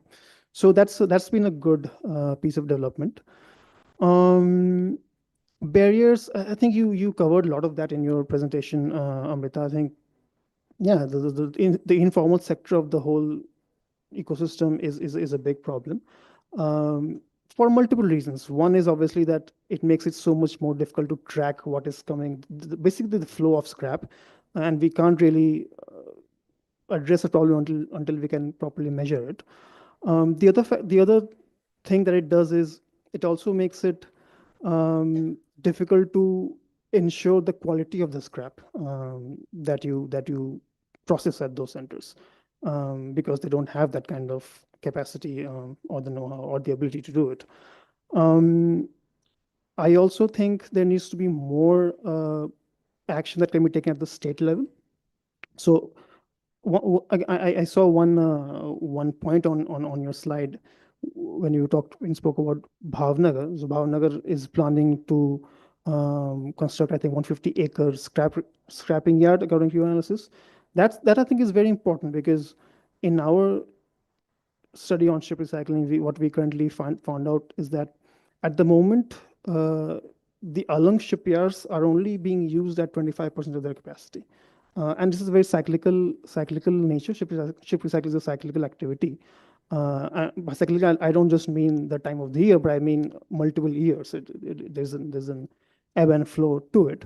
And right now, it's vastly underutilized. And one of the inputs that we heard from the stakeholders there is that, why not use those scrap yards that they already have to scrap for auto, to use them for auto scrapping, because right now they're just lying underutilized, completely underutilized. They're incurring losses on it. So that could be one way to address this issue. Um, and the second sector, again, I've already touched upon it, but second sector is ship recycling. I think it has been a slightly understudied sector so far. And I have Manish from PwC who actually helped us conduct this study. It is not as promising as auto sector, unfortunately, according to our analysis. Again, this comes back to what I was saying earlier. When we talk about melting scrap, so most of the ship, around 70 to 75% of the ship actually goes into the steel recovered from the ship, actually goes in, is either just reused as it is, or repurposed into different products, or goes into re-rolling mills. Only 20 to 30% of it actually goes into melting scrap or induction furnaces. I mean, Bhavnagar only has induction furnaces. So, and we did some projections, we did some scenario projections, and according to the most ambitious projection that we had, I think the numbers will be around 8 to 9 million tons at the peak of ships coming to Indian shores. So that's less than the what the auto sector can provide. Nonetheless, we do think there are things that can be done to boost this sector as well. Thank you. Moving on to Hemant now. So Hemant, I'll ask you the most difficult question, because I can I expect Hemant to have an answer for this. So this issue of informality, you also talked about it. Now, I have tried, so in the last sort of slide, I tried to give a politically correct sort of answer that let's have both systems together, leveraging each other's strengths. But that is probably not a very practical solution. So I am expecting some practicality from you. So when we have a system which is very highly dominated by informal actors, now one part is to take power away from them, having this platform. Who controls the platform then? Is it the government? Is it a MCX, IEX sort of a thing? So is that an option to take power away? We have an independent sort of a platform where supplies can be controlled. But what is a feasible, or let me add politically feasible option for informality? So I love it, your sessions and your panels, because I somehow get all the politically incorrect questions. Um, so let me like step back a little bit and put a little bit more context the way we see it. So a couple of years ago, we published something called marginal abatement cost curve for net zero in the steel industry, and this is a very painful. I mean, there were many painful areas to tackle in terms of data, but scrap was one of the most because there is no data. Right. So yes, ASI is by and large the largest data set as far as industries are concerned. But one thing we have realized is once you start digging into it, it just becomes more and more murky. Okay, and you stop understanding why some of the numbers are the way they are. So you can take the top line and run with it, but at a plant level it becomes really difficult to rationalize it. So we did try to rationalize. For 2021 our estimate was 25 million tons, if I remember correctly, of scrap consumption, and it results from the fact that the informal sector, uh, we don't even know how much of that actually exists, because we also question whether the top line number of how much steel is produced is correct or not. And we realized that when for a year and a half ago, since then we have been surveying sponge iron clusters, and we realize there are plants that are not on anyone's radar, and they are operating and they are making sponge iron, and their quantity of steel manufactured or produced does not even get accounted for in the top line. So how much steel is produced itself is slightly off, I think. um, in terms of scrap, we like to think of it in three steps, right? First is generation. Again, we don't know how much is generated. We can all impute it, which is why I said, there'll be many different numbers, but I don't know which is the right number, and perhaps there is none. So there is generation, then there is usage, and I think they often get confused.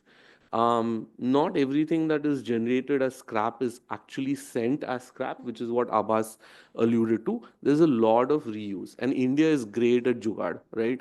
Uh, and I think all of us living in cities have seen, or probably even in tier two cities, have seen that you have the local kabadiwala, or whatever the equivalent name is, who will break down everything from white goods to anything they can lay their hands on and reuse it in some manner, right? So there is a lot of the so-called scrap that is going to reuse and repurposing, which is not a bad thing. I mean, as analysts, we love for all of the data to be clean, but in the zeal for collecting information, we shouldn't actually make it worse, because reuse of steel is actually better in terms of GHG, management.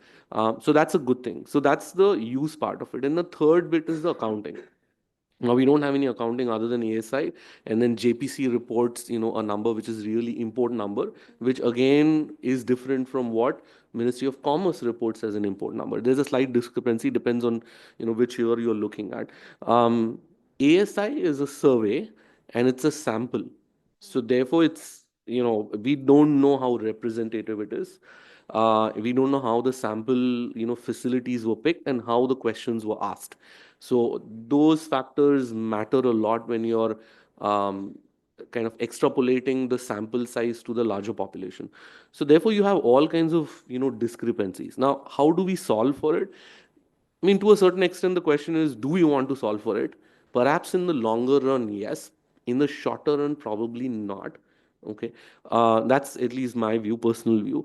And the reason I say that is because we are anywhere between 2.4 to 2.6 tons of CO2 per ton of crude steel intensity. So we have a long way before we start refining the number, right? Refining the number is a fairly arduous task, which I'm not sure the government will want to take in the short term. But we do have to address it at some point, because from an accounting perspective, it will become important, especially when we are looking at CCTS, which is a carbon credit trading scheme coming into play. There is the offset arm of it as well, where someone can start selling the credit. So it will become important eventually. So how can we tackle it? In my view, we don't have to go full formal, right? What is formality definitionally? Formality is really more of an accounting slash finance term, where we are saying, okay, if the entity has proper books of accounts, they are managing the input output and keeping a track of it, then we can, and they're filing their taxes, etc., paying GST, then they are formal. But from a climate change perspective, greenhouse gas management perspective, do we need to get into that aspect? Perhaps we don't, right? So we do have a platform. The Ministry of MSME has a platform called Udyam.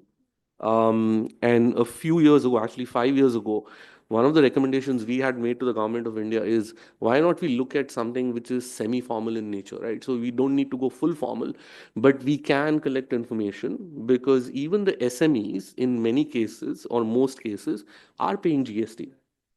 So can we link Udyam to something like a GST, because that information will allow us to understand what's going on a little bit better. Perhaps we don't need individual plant level data. It can be metadata, right? It can be for a cluster, it can be for a state, whatever it is. So I think somewhere in between full formality and informal is what we want. But I think that will take a lot of effort to bring everyone on board onto the platform and get them registered and convince them that hey, it's not about income tax or it's not about GST, but it's more about helping you out. And I think if there are some levers or policies, carrots that can be thrown. I mean, earlier Mr. Bhattacharya showed a very interesting presentation.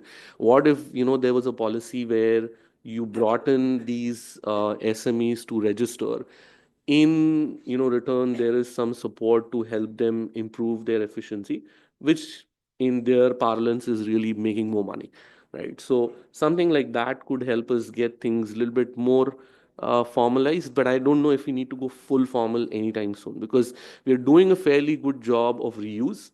We do have a supply chain. I mean, the only areas where you don't get scrap in back into the system is because you cannot. Okay, because you'll see that, even let's take the example of plastic, you'll see rack pickers pick up plastic anywhere they can find, because there's money to be made. So there are supply chains in place. They are informal, not to say that they're great, because it's not great in terms of human rights and safety and well-being of the people.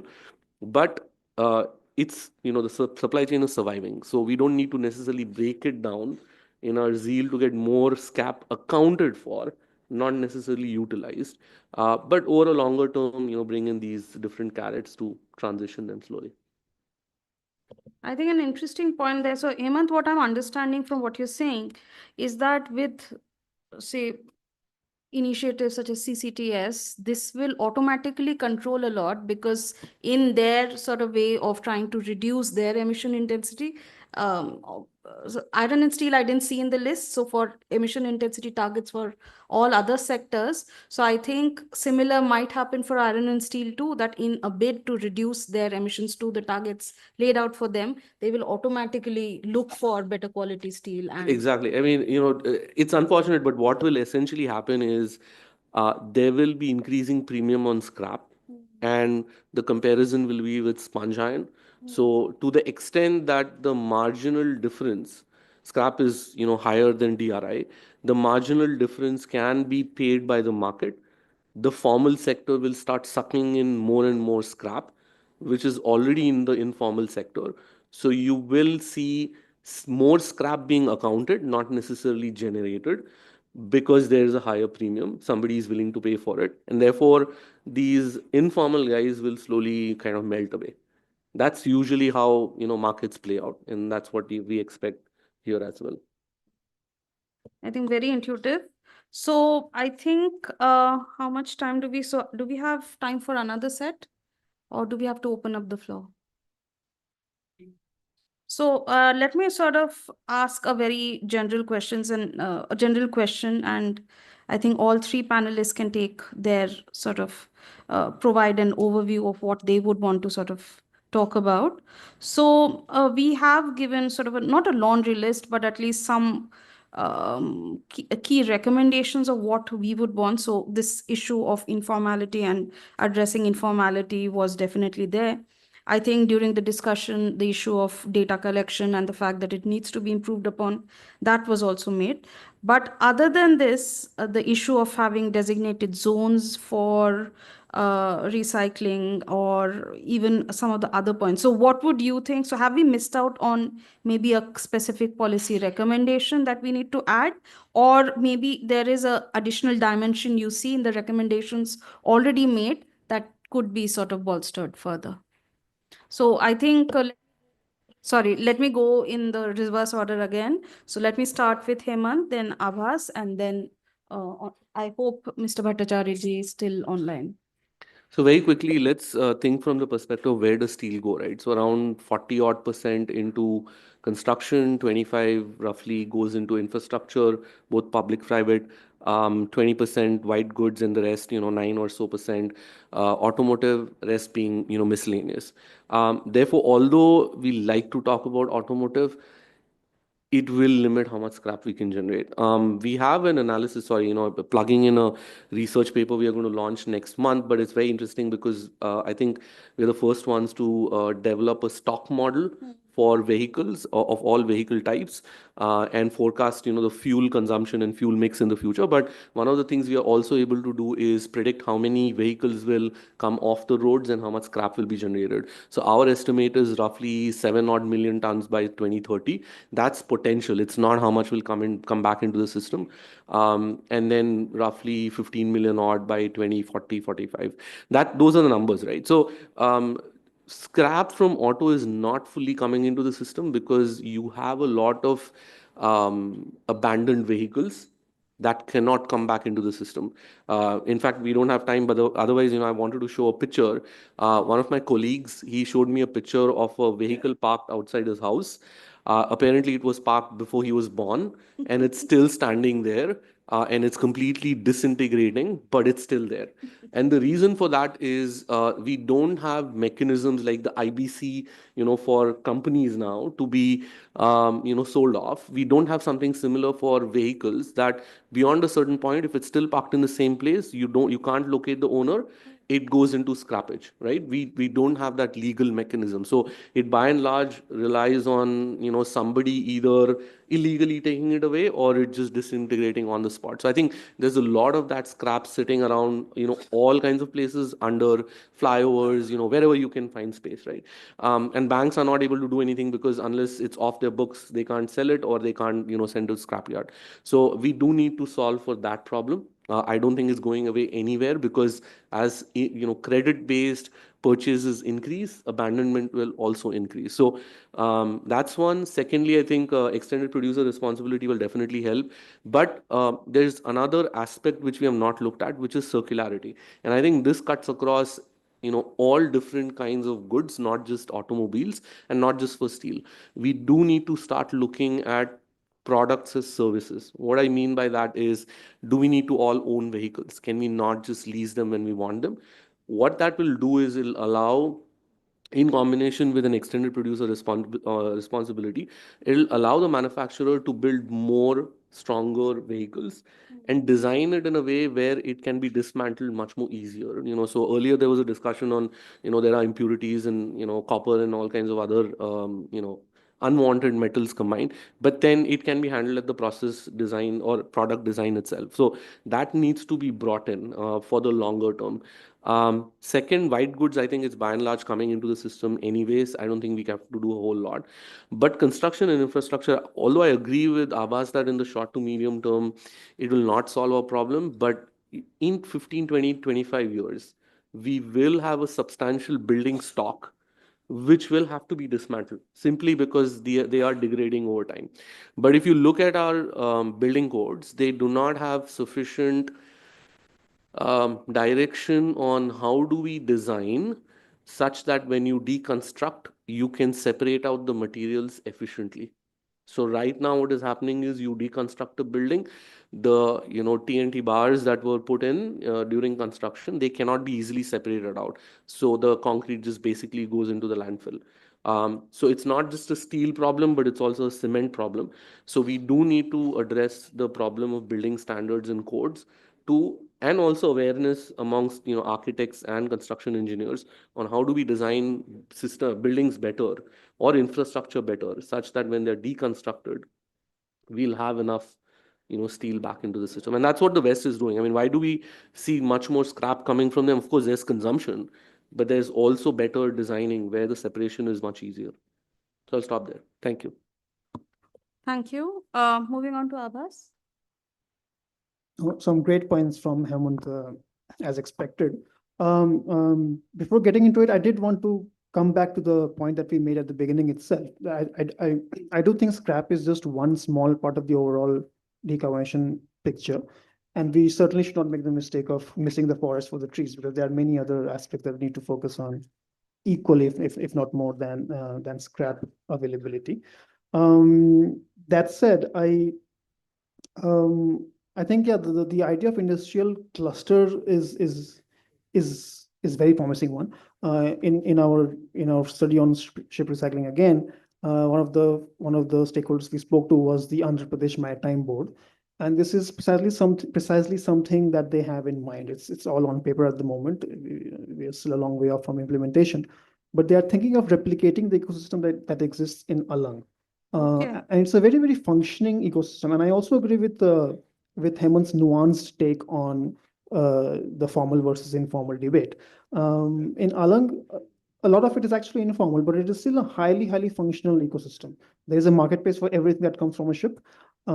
Everything gets used, utilized, absorbed in Alang or in nearby regions, which is what Andhra Pradesh Maritime Board is trying to replicate on a bigger scale. Um, so that is something that we definitely, that from our point of view, would like to see more of. The extended producer responsibility is a promising thing. I think it should be extended to white goods also. It has been already been rolled out for the automotive sector. Um, that will take care of the supply of scrap steel, or generation of scrap steel point of view. I think there also needs to be sufficient demand for it. I think there's a lot that already has been done, and one of the consequences of the green steel taxonomy, the way it has been designed, is that it is, at least in theory, should lead to a rush for scrap steel, because the bands, they have not been differentiated by the scrap content. It's just a number, right? Um, but I think there's more that can be done for public procurement, like mandating some recycled steel content. State governments can do it. There might be merit in looking at including recycled steel or scrap steel in the state action plans for climate change. I know some states are more progressive, more mature there compared to others. But I think some of these things can definitely be looked into. Okay. Yes, sir. Moving on to you, Mr. Bhattacharjee. Yeah, no, I totally agree with the panelists on what they said. I think scrap, as also rightly mentioned by Mr. Sinha, can't be taken in isolation to the overall decarbonization. I think India, if you compare to the other countries, we are not paying for carbon. So this is something that needs to be implemented, and any solution finally boils down to the techno-commercials of it. If there is no carbon tax, there is no grants, subsidies, no PLIs, this will always come down to the drawing board and fail. And that's how my experience has been in driving such things in India. If I look at scrap-based electric arc furnace, and I'm not considering, by the way, in my presentation, the coal-based DRI, because that's absolutely a polluting and emitting technology. So we are not in that space. So I'm considering the scrap-based or DRI or hot metal-based electric arc furnaces. If you look at it, what have we achieved? We've probably Tata Steel is constructing one in Ludhiana. There are, of course, plans, but how much has been implemented in this direction? And I believe even in the greenfield expansions that we see across the country till now, what has been announced, we don't see electric arc furnaces. We're still seeing blast furnace BOFs in all across. Even in the recent green steel project announcement by JSW in Maharashtra, it's blast furnace BOF. So it will make green steel, but through the blast furnace BOF.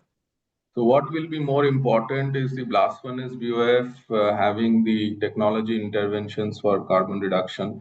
But coming down to scrap, apart from what the panelists already mentioned, I believe there will be some impacts coming in from, of course, I'm not a policy expert, but something that will affect also from the Waste Shipments Regulations Act, which is expected 2026. I think it's essentially got to do with non-OECD countries like India. If they do not follow certain environmental process, they will not be allowed for handling the scrap in the same standards as the European Union. I'm not sure how much this will affect, but this is also in the horizon. The other point, which I think is scrap-based national market for looking at the price volatility and the risk associated with that, because today it's a very unregulated topic. So there are no indexations, hedging concepts there, and probably we need to have a national market around that if scrap is going to come in the mix of things. Scrap is actually a very interesting topic, provided we have the wherewithal at the right price. It's going to be the best technology possible for decarbonization. Yeah, I think that's from my side. Thank you so much, sir. So with this, I think uh, so okay. So I'm told that we can open up the floor. So maybe 2 or 3 questions we can take. So please keep your questions brief, and please tell us your name and the question who it's directed to. Thank you. A.K. Jain, I'm from the urban sector involved with construction and use of steel. Uh, at the outset, I think very duly diligent research has been presented today by all the 4 speakers, and Amrita has also given the way forward. One thing which has been bothering me is that the similar problem exists in Japan, Singapore, US, etc. What I observed in Singapore, they have made it compulsory that 25 to 33%, 1/3 of the steel and other building materials has to be C&D waste, construction and demolition waste. Why it cannot be part of our recommendation so that the government is more focused and the gap between the policies and implementation can be narrowed down.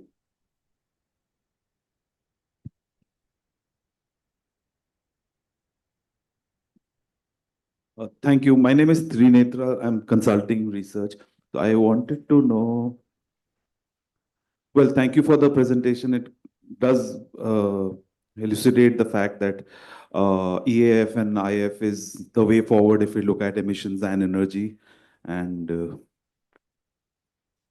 it democratizes because cost of entry barriers are low. My question is the scraps 304, 310, and 316, which is NI/NCR bearing, which is expensive, which is ISET also because NI/NCR are critical minerals. So what do we have data? I mean, data across sources could vary, but do we have data? Have you come across data where what percentage of these scraps, specifically these scraps, are imported and locally sourced? Do we have some data? Do we have some direction on that?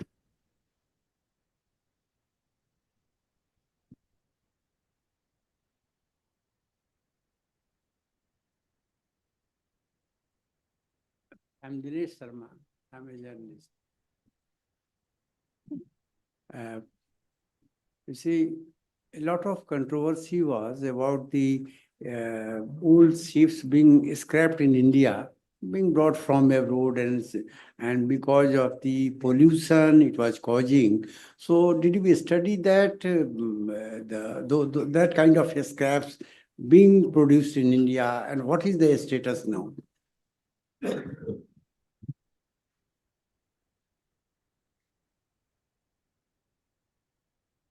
The way Mr. Sharma pointed out, the scrap industry, we are growing a large extent in construction and building, whether it will have any climate effect. And second, recently, day before yesterday, Putin has offered to Pakistan 22,000 crore in scrap industry in Pakistan. What will the implication on India and around it? Okay, let me take a first cut at some of these questions, and then let me hand over to my co-panelists. So first question, I think it was more in the nature of additional recommendation. It was not a question in general. So we've taken due notice of it, and we'll try and incorporate it into the recommendations. As regards the second question, so these scrap codes that we have, those are more from what we asked users for in terms of the survey responses. So this was basically looking more at domestic level of information. We have not looked at matching this against HS codes and looking at trade flow patterns. This was just domestically available scrap and what codes they were. As regards this issue of ship breaking and it being, I would say, an environmental problem, that is also something that we are taking due recognition of. But the point, sir, is our question was a little different. We are not making, I would say, a larger statement about the environmental implications of steel or scrap steel production. The larger question that we are sort of trying to drive home was, is there enough availability as regards what is needed? So it is, I would say, a pure play on just the quantum and what is available. As regards the climate effects of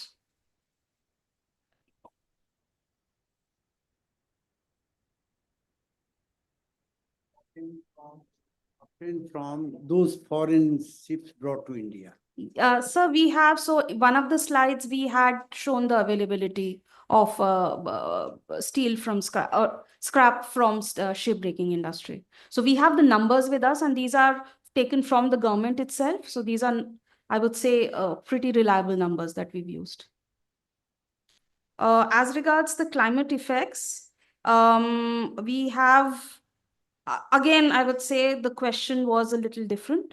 So we are not looking at the environmental impacts or emission impacts at all. It was a pure play game of quantum, if it's available or it's not. And if we can use them, yes, it's possible to have emission or pollution intensities weaved into the model to estimate what could be the likely impact of going a certain route or not. But right now the model stops there. It doesn't do. It's pure play quantum or the economic impacts in terms of rupees.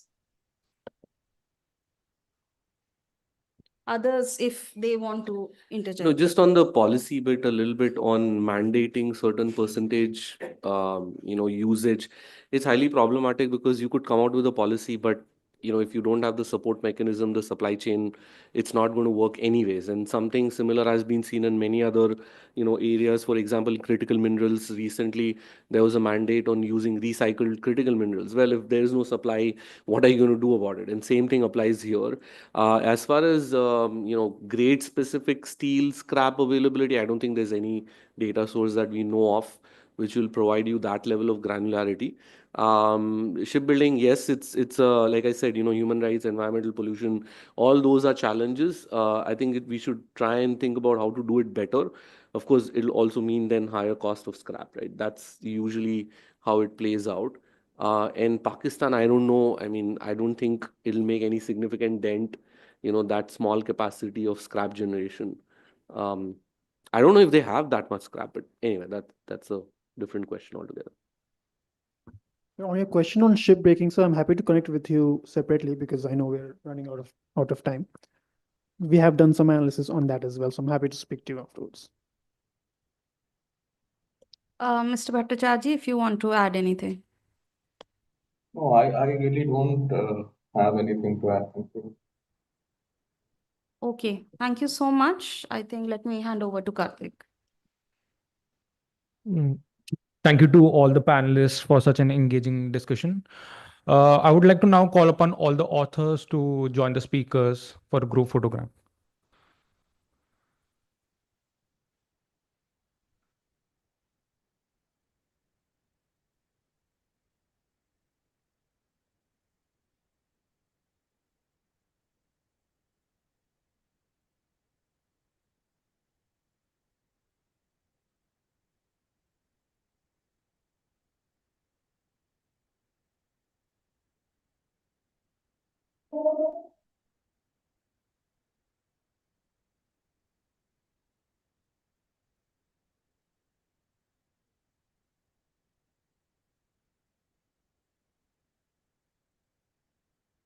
Thank you, everyone. I would now request Dr. Amrita Goldar to please present the panelists with a token of her appreciation.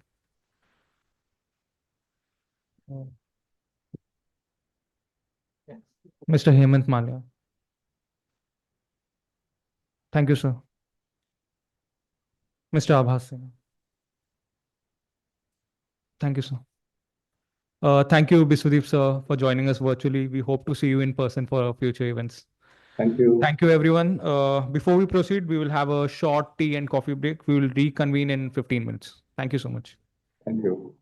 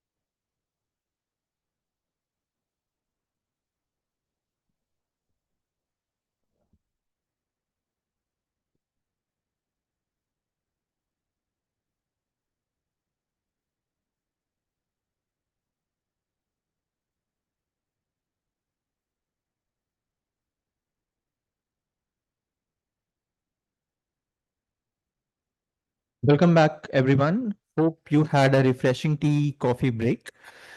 We are now moving into our session two on unpacking India's scrap steel trade dynamics, with specific focus on how global export import shocks driven by key importing countries and shifting trade policies are shaping India's scrap steel landscape. From fluctuating international prices to sudden export restrictions and changing demand patterns in major markets, these dynamics have significant implications for India's domestic scrap availability, pricing, and long-term supply security. Our research dives into these trade disruptions and their impact on India's strategic position in the global scrap steel value chain. We have with us a esteemed panel of speakers today. I request the panelists for session two to please take their seats on the dais. We have with us today the session chair, Dr. Shaun Ray, visiting professor ICRIER, Dr. Biswajit Nag, Professor and Head, Indian Institute of Foreign Trade, Mr. Arpan Gupta, Director and Head, Mines and Metals, Cement, Power, Coal, Civil Nuclear Hydrocarbons and Renewable Energy, FICCI, Ms. Sugandha Jaiswal, Resident Executive, Corporate Services, Tata Steel, Dr. Chetna Chaudhary, Fellow National Council of Applied Economic Research, NCER. Now, I would like to request Mr. Kumar Abhishek to present the results of our study.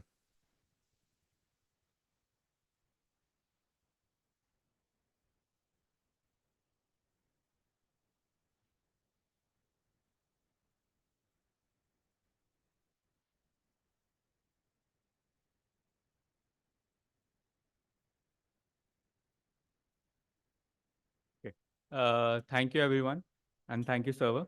So, what you heard in the first session was all about, in some sense, the domestic side of the story. And this session is going on the other side, which is on the import side and the trade side of the scrap steel. And before I begin my presentation, I'll give you a brief breakout on how this thing is going to flow about. So we have done a bit of analysis on the trade side, understanding the patterns and the dynamics. And followed by it, we have done a modeling situation, as is like a kind of a situation, how what happens kind of a scenario. And let me begin with my presentation with it. Yeah, so I mean, why scrap steel is something which we've already discussed a lot in the last session. And now the question is, why should we be worried about the trade in scrap steel? So the reason is that it plays an important role. And what's happening in terms of the increasing trade patterns and stuff is, first of all, there are reports which are suggesting that from scrap trade surplus, we might end up being in trade deficit. On the other hand, what you're witnessing is there are increasingly export barriers being put in place, which restrict the flow of scrap in the entire global trade system. And like the countries like China and Russia, China is one of the specific case which has kind of imposed a 40% tax on the export of scrap from their country. And this kind of brings in a concerns for, because if the steel imports begin to decline, they raises concerns for the decarbonization perspective, because it's a very important lever in it. So in this context, what we've done is we have used the ICRIER Samriddhi model to evaluate the impact of global scrap restrictions on India's steel industry and the overall economy. So in line of this, the three key questions which you're looking at is, what are the global trade patterns in iron and steel scrap, and what role does India play in them?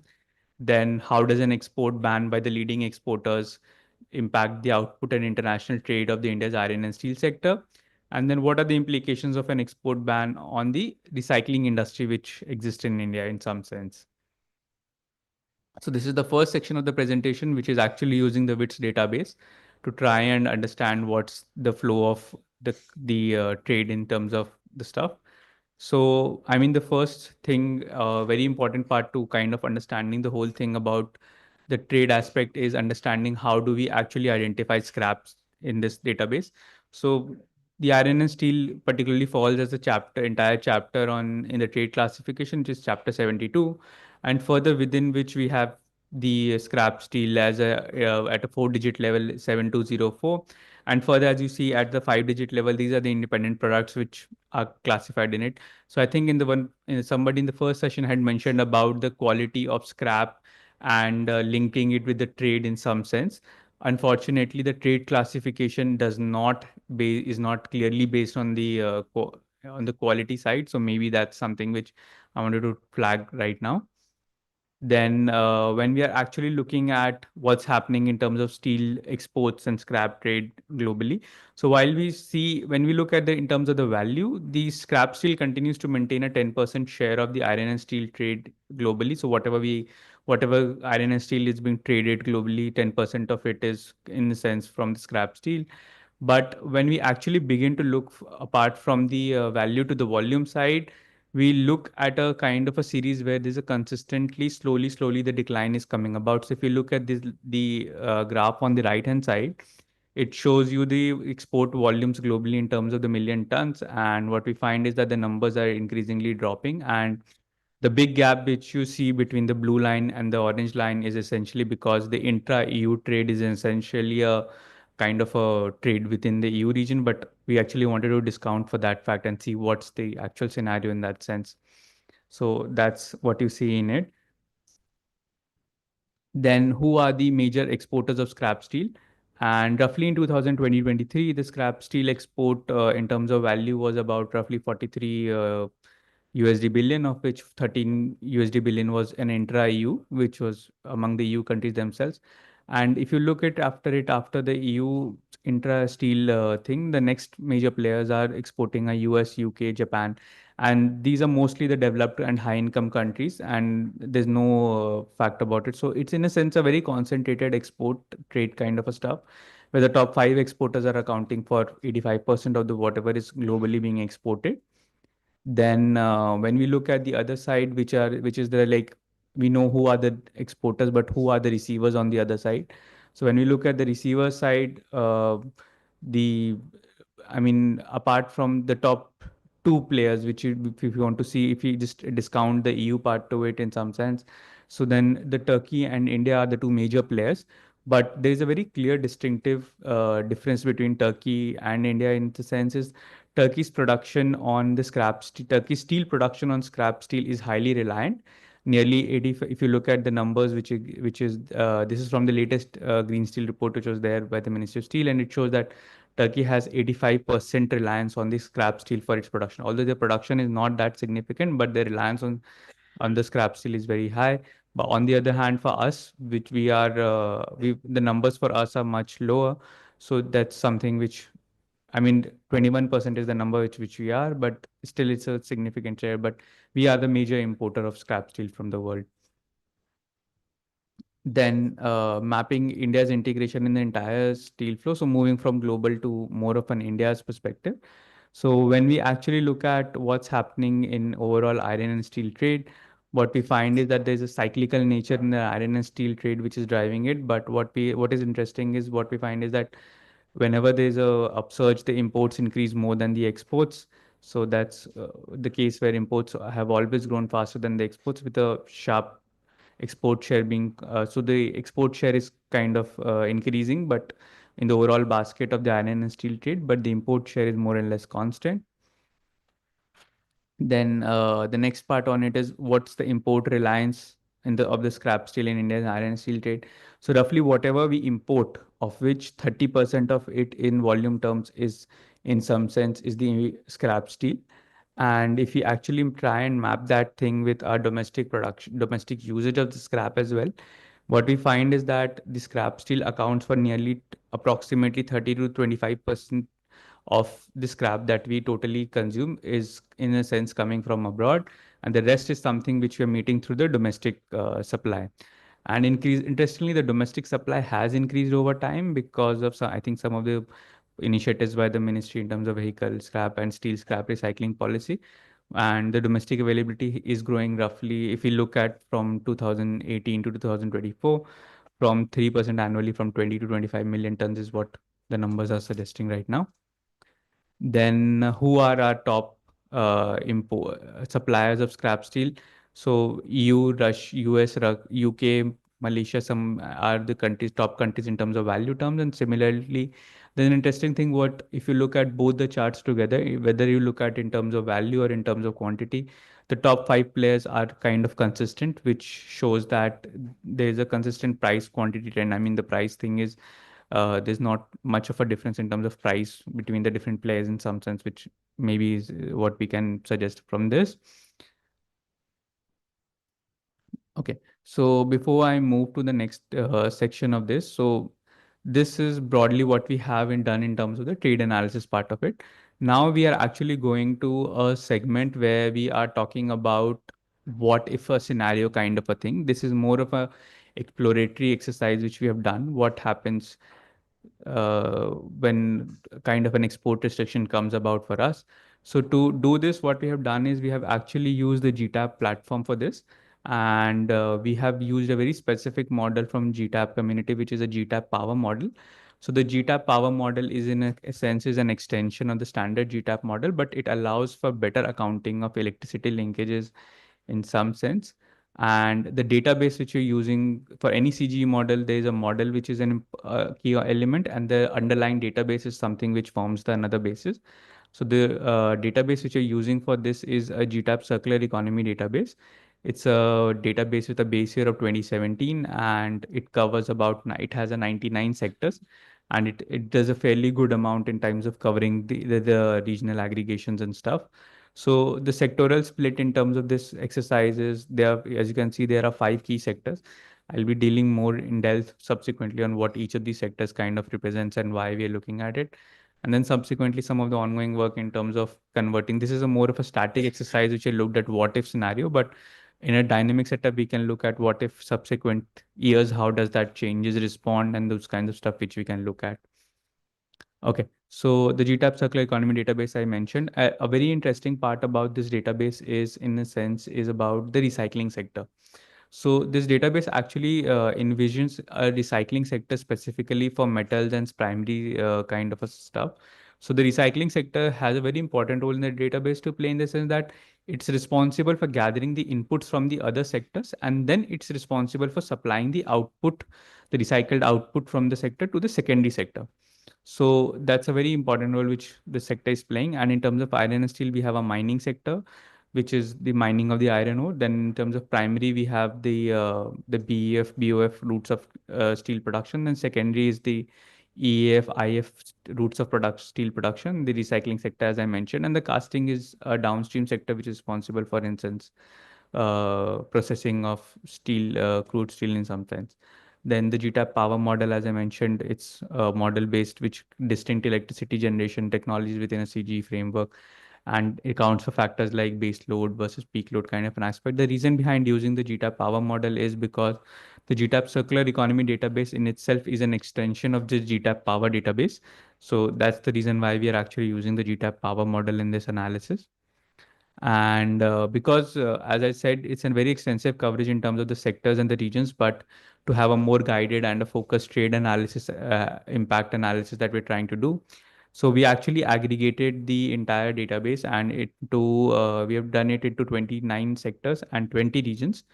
The chart shows you the distinct regions which we have kept. Otherwise, we have actually clubbed together the regions. So for example, Oceania is a region in the model which has been clubbed together based on your Australia, New Zealand, and some of the other islands in the Asia Pacific together as Oceania. But the regions that you see are the independent regions in the model, and this is based on the guided from the fact that these are some of the key players in the global trade of the iron and steel, and particularly the scrap steel in sense. That's the reason why we have them. Now coming over to the scenario that we were actually trying to model. So we actually took up one of the most, I think in some sense, it's a very aggressive scenario, in the sense we're saying that what happens if there is a complete ban on scrap exports from UK, US, UAE, and EU to India. And to do this, what we have done is, this is more of a technical thing, which where we have done a kind of a switch between the variables from exogenizing the quantity and letting the export tax rate being endogenous in some sense. So this is the kind of a shock that we're trying to give to the system in some sense. Okay, so as I said, what we had kind of looked at is there two aspects which are looking at. So what happens to the output and what happens to the trade on the trade side. So on the output side, there's no this thing on the side that what we observe is that the recycling sector in our own domestic country gets a major boost. And the model suggests that it's about a 14% jump in the output of the recycling sector, roughly, which is about 196 million, which is something which we is in the value terms. And despite the fact that the domestic scrap accounts for 25, despite the imported scrap accounts for 25% of the input, the secondary steel output sector contracts very marginally. So we see only a decline of 0.38% in the output of the secondary steel sector, which is indicating that the domestic and alternative sources of import are helping us cushion the supply shock. So, and on the other hand, what happens to the recycling sector in the other countries? So EU, US, UK, UE, which we have shown here in the graph, are the regions which had imposed the restriction on us, and we find a decline in the output from in their own recycling industry. But interestingly, when we actually try to look at what happens to the other regions which are apart from these four regions, we find there's this increase in the output in the respective different regions. But Sub-Saharan Africa and Oceania are the two regions where we see the maximum increase in their production. So that's the reason why we have put them along with these four one to kind of highlight the fact. Then we on the import and the export side, what we observe is that India's scrap steel import roughly declines by 8% on account of bans from UAE, UK, and the key countries. However, what the interesting part to this is that we actually try to look at how is this distributed. I mean, the ban by which countries influencing it the most, and it turns out that the UAE ban is influencing us, is affecting us the most, followed by the UK, US, and EU. So if you'll actually aggregate this 5.5, 3.87, 3.76, and 1.18, you'll get an idea of the total sum total of the 8% in a sense.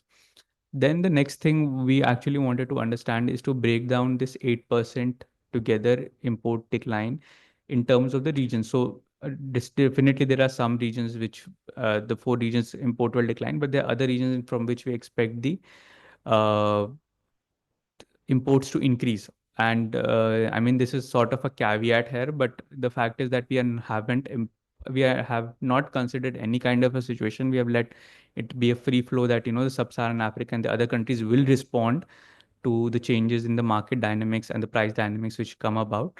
So that's roughly which kind of leaves it. So if you look at it, this we expect Sub-Saharan Africa and the other Middle Eastern countries to kind of export the scrap steel, whatever they have in some sense to us. And the next thing was, while we are witnessing an increase in the 14%, we expecting increase in the output of the domestic scrap steel industry, but where are this scrap industry, recycling industry going to get the inputs from? So the idea was to understand that although we are importing less of the scrap now because of the restriction, but is it the case that we're importing more of the inputs for the industry?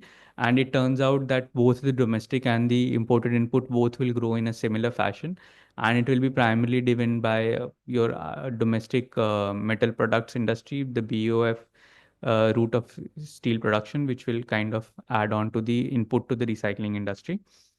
So this brings me to the conclusion slide of the presentation, which is about we have what the trade patterns show is that there's a stable trade share, but the volumes are falling, and scrap steel, despite having a constant share, this share in volume is declining, which is kind of showing a fact that, increasingly the countries are recognizing the value of the scrap steel as a resource, which in the future may have a impact for us in as we are also dependent on scrap steel, imported scrap steel to an extent. Then a major thing about the concentrated and asymmetric scrap trade. So what we find is that the global market is very concentrated. So the suppliers are pretty much distinct from the exporters. It's a clear distinction that there's no overlap between the exporters and the importers in any sense. So it's a very uneven structure in that sense, which kind of makes it vulnerable for countries which are dependent on imports. Then India's scrap steel dependency, as I just said, it's about 30% of what we're importing is forms for our total. And roughly then the impact of the export ban on the scrap steel trade from the perspective of 8% decline and a 14% increase of output is something which we are kind of witnessing at the moment. So this brings me to the last one, and thank you everyone. And this is a QR code which brings you to the summary for the policymakers which we have prepared. So it brings about some of the key facts in the presentation together for an easy read. Thank you. I'll pass on to Sir for this.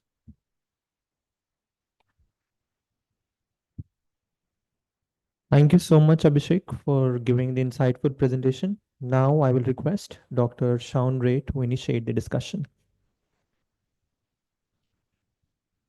Thank you. Thank you, Abhishek. Excellent presentation. So now we can turn to the panelists. I'll first start with Biswajit from IIFT.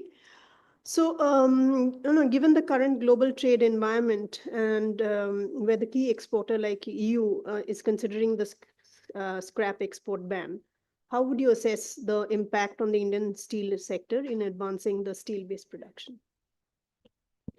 Thank you, Sean. I think, I can start from the presentations because some part of the answers are actually there in the presentation. So as we can see that there will be boost for the domestic recycling industry, which is around 14.3% growth we are expecting. We are also expecting that 8% will be the decline in import. Okay, so this is basically coming out from a GTAP model. So let me just try to dissect how the GTAP model works and what are the limitations and what we should take it, with a pinch of salt. Here, the most important thing, I think Abhishek in his presentation also mentioned that we are not distinguishing the quality part of it. So we are assuming that recycling steel and the primary steels are just like complementary to each other, right? So whenever we are reducing the import, immediately there will be rise in the domestic scrap production. Okay, so one of the basic assumption is there is no supply side bottleneck for production of recycling. So as soon as there is a demand, so recycling productions will go up.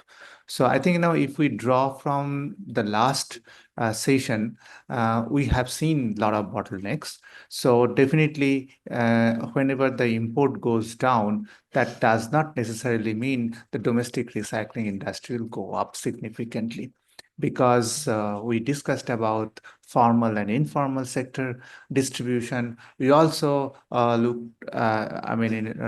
discussed about possible domestic bottlenecks. Then the technological issue, impurity in domestic scraps, a whole lot of issues are there. So of course, a mathematical model cannot take into account all this. But in my understanding, is definitely it's a big shock whenever there is a ban from EU or from any other big countries exporting scraps to India. So as India is actually dependent almost, almost 1%, I think 21% was that the discussion, that 21% of our total steel raw materials actually is coming as a scrap import. So once it happens, then definitely there will be a lot of focus on how you are trying to harness more scraps domestically. And second thing, the presentation also mentioned that as it happens in any trade modeling, that we assume that when one country is not able to export, the other countries are able to export. So we have seen that our exports would be increasing from SSA. We also seeing our imports will be coming from Oceania, right? Again, the assumption is that quality of the scraps from those two regions are almost same, as there is no impurity, as well as they have enough technology to harness the scraps and send it to India. So it is because those kind of transactional costs are not generally inbuilt in the model. We consider that whenever one country is not able to export, the other country is able to increase export because India has a large demand. So having said that, my final point will be here. In the short run, definitely it's a shock. As a result of that, there will be impact on the cost of productions. And I'm sure the government, as well as the key players in the country, will definitely work out for more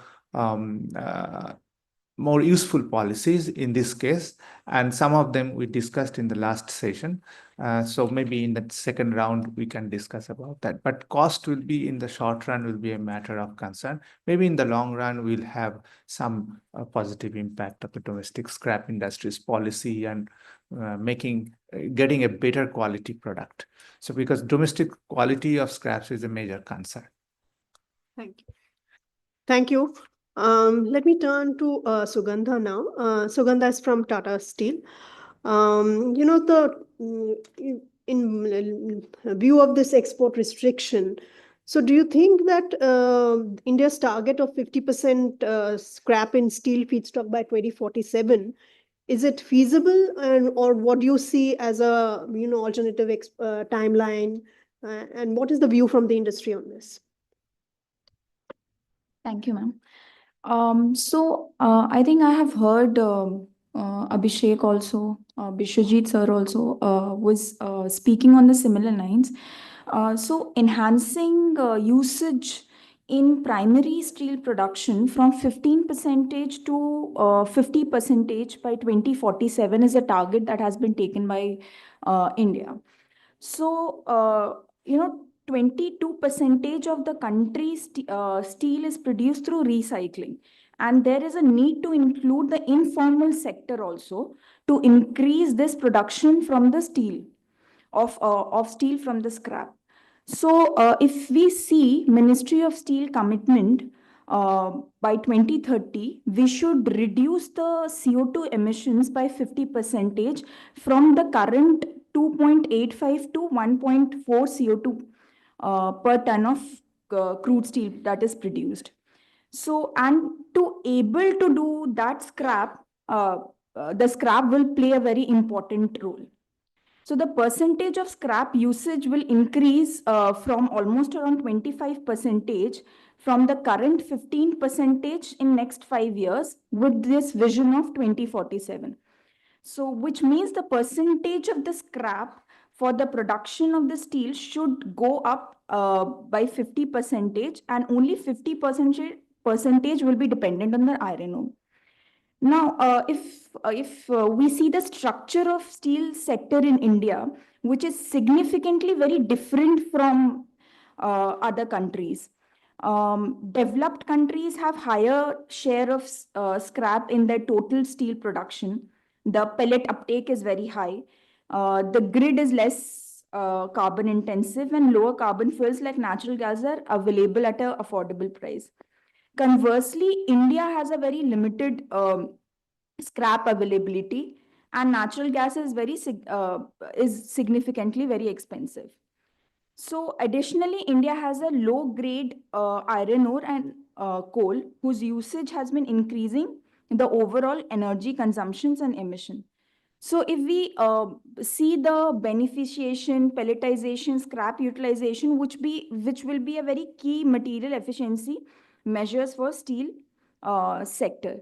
So going forward, I mean, steel usage of scrap in the steel business will be extremely important. The kind of timelines that we have to maintain, that we have to be very sure that scrap plays actually the important role. So in the first session, I was hearing somebody pointed out that Tata Steel is doing electric arc furnaces in different regimes of India. So yes, we are setting up our electric arc furnace in Ludhiana, and we are on a verge to set up more electric arc furnaces, seeing the vision of India for utilization of scrap facility in steel sector.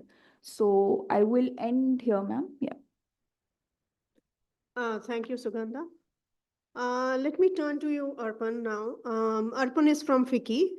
And so, the regulatory and the fiscal aspect of this, I mean, how would you incentivize the shift towards scrap-based steelmaking in India, and without hurting competitiveness? And also, if you could, shed some light on CBAM, that would also be wonderful. Sure. Thank you, Sir. Thank you, organizers, for creating this platform, and second for having us here. on a subject which is of paramount importance when we are looking at CBAM, when we are looking at the future of steel making, which is largely through the scrap base. There are targets of 50% or also, but I mean, as my fellow panelists have also highlighted, whether we would be able to reach or not is a different matter for discussions and all. But before I particularly answer the question which has been put across to me in terms of what could be the regulatory or the fiscal measures in terms of promoting the scrap-based steel making without hurting the competitiveness, just want to put two perspectives into place. So the first perspective is that, in terms of a little background, that we all know the scrap-based steel making is why we are pushing for it, because it's environmentally beneficial, it is economical. The every ton of steel that we are producing via scrap route, we are able to save that kind of raw materials, whether it is 1.6 of iron ore, whether it is in terms of 55 kg of limestone coking coal, and also we are able to reduce the greenhouse emissions to more than 58% in terms of the normal BF steel making route. The point out here is what is going to shape our regulatory and fiscal measures is domestic as well as in international developments which are taking place. First, on the international developments, when we look at largely EU is the leader in terms of leading this kind of export restrictions on the scrap. Uh, Others are following suit in terms of US and all. But if you look at the EU also, uh, they are not closing down their blast furnaces. Their demand is shrinking, and therefore they are reducing their annual productions as well, which implies that tomorrow moving forward, today as a European Commission, they are putting all these bans in terms of scrap and all, but this is a very evolving space. Tomorrow, after say 2 years or 3 years down the line, we will find that they have lots of chunks of scrap with them, which they with no export this thing. So therefore, I would say one is that this international regulatory regime is an evolutionary nature. Moving forward, you may find that they need to reconsider their these export bans and all, and there again those kind of import opportunities will come up, because if you today look at these bans and all are more in terms of anticipation that because of environmental restrictions on steel making we would be moving towards scrap based steel making. It's more in terms of the price discoveries and all, but not in terms of the actual grounds. You talk to the European steel makers like Thyssen Group and all, they are scaling down their productions. They are not closing their BF production routes. So what does this mean? They are not going to consume all the scrap that is being produced in the Europe. So ultimately, in 4 5 years down the line, you may find that they are reconsidering the kind of bans and kind of policies that they are making. Now, on the demand side, domestically, if you look at, uh, we are talking that we are not self-sufficient in scrap and all, largely because of the inefficiencies which are there in the system, largely because of the unorganized, informal nature of the recycling system that we have, the recycling ecosystem that we have. So therefore, to answer the question specifically in terms of the fiscal and regulatory initiatives that can be taken, I would highlight five key pointers. So the one is that we need to have a very robust scrap collection infrastructure, the scrap collection yards. I mean, you look at when we are comparing ourselves with the Western world, US, Europe, even China, Japan. I mean, they have big yards, big shredding centers, which we are lacking in totality. So till the time we are having the scrap processing zones and the shredding centers, I think we will not be able to meet the domestic demand sufficiently. Also, we are targeting that from the 300 million tons of steel production by 2030, 70 to 80 million tons would be from scrap-based steel making. So for that, we need to have the recycling sector into a formal recycling sector. Today, if you look at in terms of fiscal, I'm clubbing regulatory and fiscal out here. So today, if you look at my scrap and the recycling sector is under 18% GST. Most of the transactions goes informal. Most of the transaction goes rather to say, I mean, unnoticed or untraceable or untracked. So if we can rationalize the GST say to 5% or something like that, it will not only increase the number of transactions in terms of traceability and all, but it will also ultimately lead to increase in revenue for the government as well. So those kind of fiscal regime along with the regulatory regime needs to be taken into perspective. Then when we are looking at scrap-based steel making, the establishments of EAF models and all, there are a lot of investments to be done, not only in terms of setting up your electric arc furnaces, but also in terms of the shredding centers and all. So therefore, incentivize the steel makers. Maybe look at a PPP model wherein some part of the cost can be borne by the private player and some part can be borne by the government itself. Another important thing that I would like to highlight is that the implementation of vehicle scrappage policy. I mean, that has not taken in true sense. So if we can fast track that, that is one of the another recommendation that we can put forward. And obviously, I will mention in my last points that why I'm saying so. And the fifth recommendation would be in terms of collaboration with the MSMEs and the startups.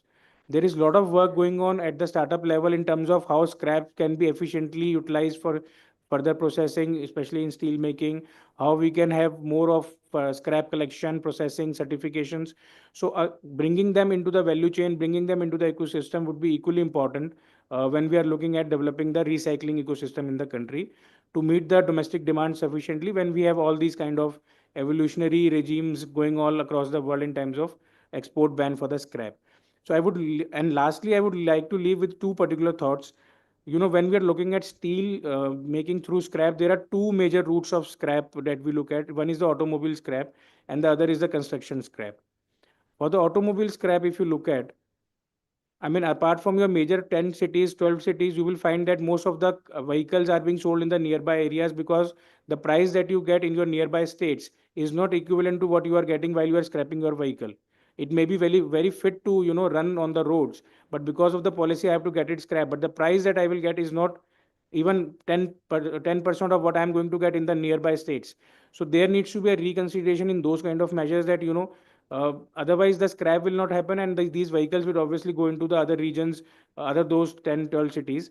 And also when you look at the construction scrap, see, and in comparison to the Western world, if you look at the Western world was developing in terms of their constructions, industries and buildings during the early 1900s. So if we consider a life cycle for any building, say 50 to 80 years, they have a lot of buildings, they have a lot of construction scrap which is getting generated in their regions. While India is on a developing phase, our buildings, our constructions in a life cycle of around 30 to 50 years as of now. So we will take another 20 to 30 years to get to that level of what kind of construction scrap we would be generating, which the Western world is. So these kind of comparisons needs to consider all these kind of factors as well, and then maybe a regulatory and fiscal regime can come into picture, developing the entire ecosystem from one end to the other. So I would rest my points out here. Thank you. Thank you. I think we've talked about the building codes, etc., also in the last session. So it's really very important. Chetna, let me turn to you. We've heard the GTAP model that was presented. Now, given the global uncertainties regarding trade and Donald Trump's 2.0, how can modeling initiatives better inform policymakers and so that basically there is a sustained and assured supply of scrap available for the country? Thank you. Chetna is from NCER. Thank you, Dr. Ray. It is clear from the discussion till now that for achieving India's development goals and to achieve those climate commitments, we need to go for some green steel or some say the scrap steel is becoming more and more important now. The problem is that many countries are now banning export of scrap steel. So if many countries are banning it, then there will be impact on, say, production, on consumption, on trade balance, or on price or employment. So our modeling techniques can help us to understand how these different aspects are affected by this export ban. So there are different ways through which we can actually capture these things in the model. So one way was shown by Abhijit. It is basically what he had done. He had imposed export ban on scrap steel. There are other ways also. This is basically a non-tariff barrier that is imposed, that is export ban. But there are other ways through tariff barrier also through which we can do it. So it is not only, if we make the tariff 100%, it might is equivalent, it might would be equivalent to export ban, but we can go by limiting, like we can think of a situation where the countries are limiting export, not banning the export. In that case, we can impose some tariff, we can increase the tariff rate, and that can be captured in the model. In that case, the demand for those steel will be like from the countries, those countries' perspective, the price of those steel export will be higher as compared to other countries, so their demand will be less, so they will export less amount of steel. So other non-tariff barriers can be, they can impose licensing requirement and all. So that can also be treated as non-tariff barriers. This will basically, these non-tariff barriers will increase the compliance cost, and that can be captured in the model. So another thing that can be captured in the model that through like regional trade blocks. So we can think of trade blocks where in some trade blocks the ban is there, in some trade blocks it is not there. So we can analyze it in the GTAP model, in a multi-regional model, multi-country model, where certain countries are imposing ban and some certain countries are not. So that way we can capture. Uh, so uh, another variant of the model can be introducing CBAM also in the model. So basically, while we are thinking of thinking that we are facing this, that EU is going to impose CBAM.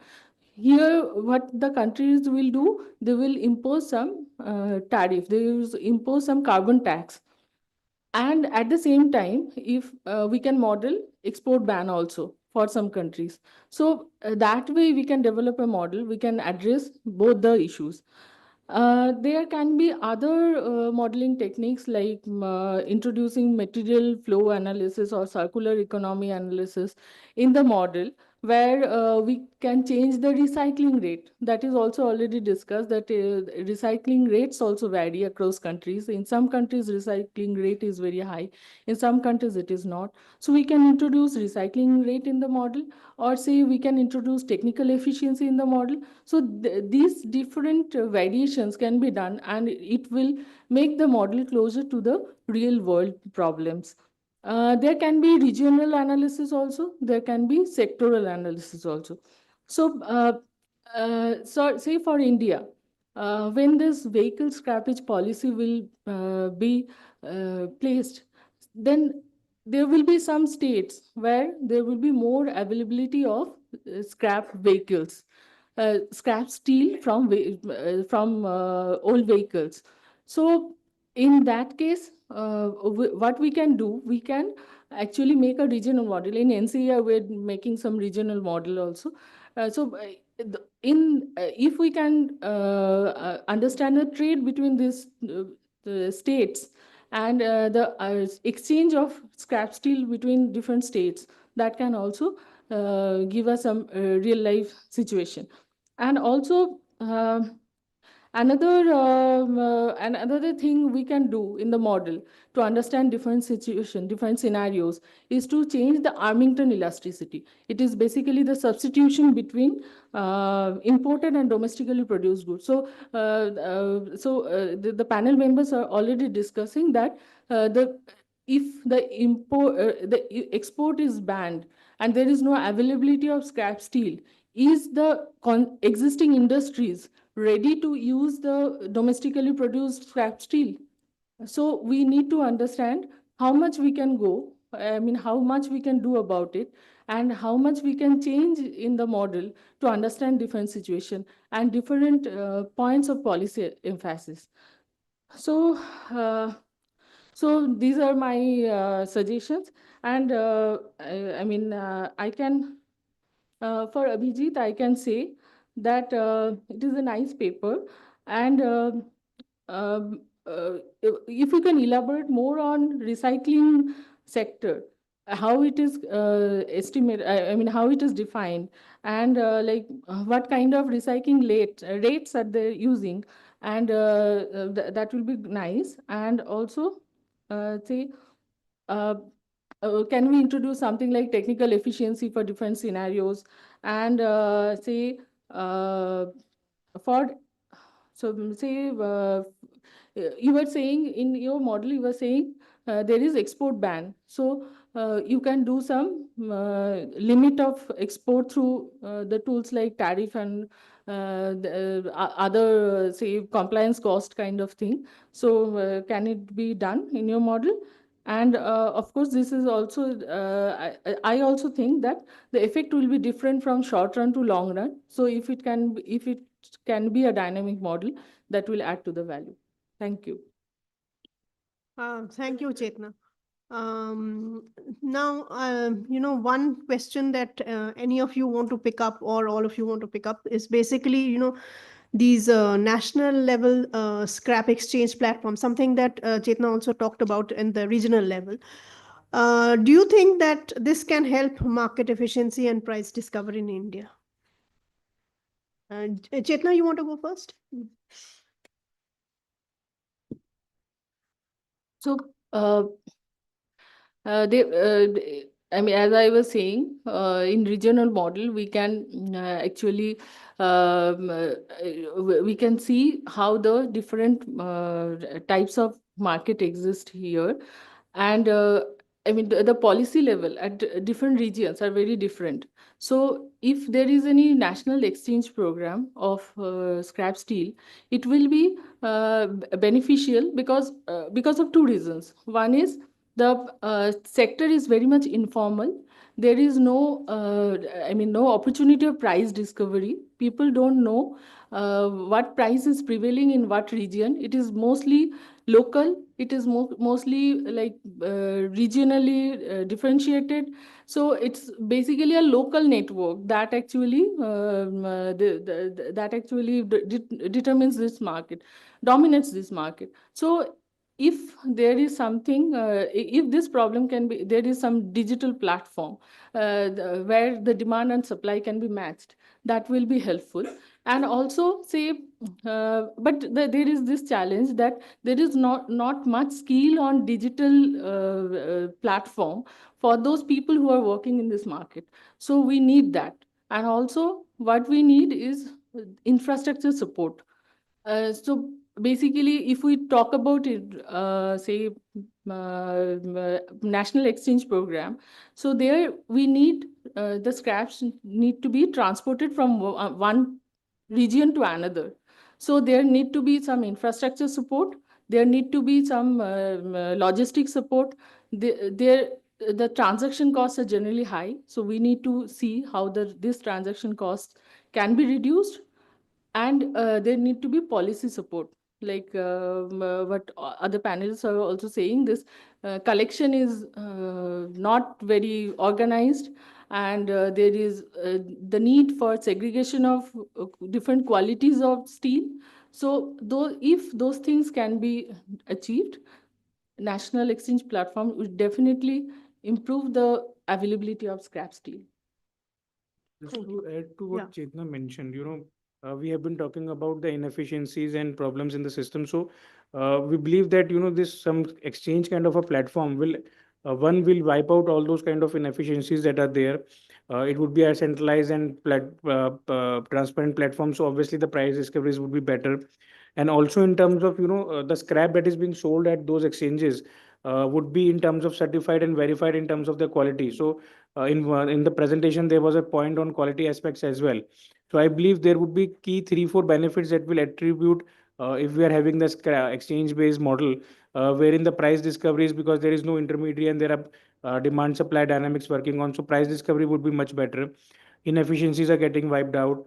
Your certification and the quality of the scrap that you are getting would be verified, so that is another advantage.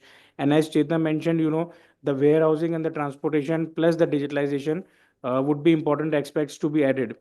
One last thing on this particular, I mean, one point on this from my side is that, China, if you look at China and Europe, they are already having digital platforms in form of the scrap exchanges. So can we learn from, as in best practices from them rather than reinventing the wheel and having the physical and all those kind of exchanges? I mean, so the models exist. We just need to, customize and adopt them to the Indian scenarios and they would be helpful in taking the things forward. I'd like to draw your attention on one of the points Hemant mentioned in last session. He said that we should not have a coercive policies that from informal to formal, because informal sector is having its own supply chain. Finally, for sustainability purpose, there is some way it is good for the society. Maybe in the long run, some of this informal sector will get translated into formal sector.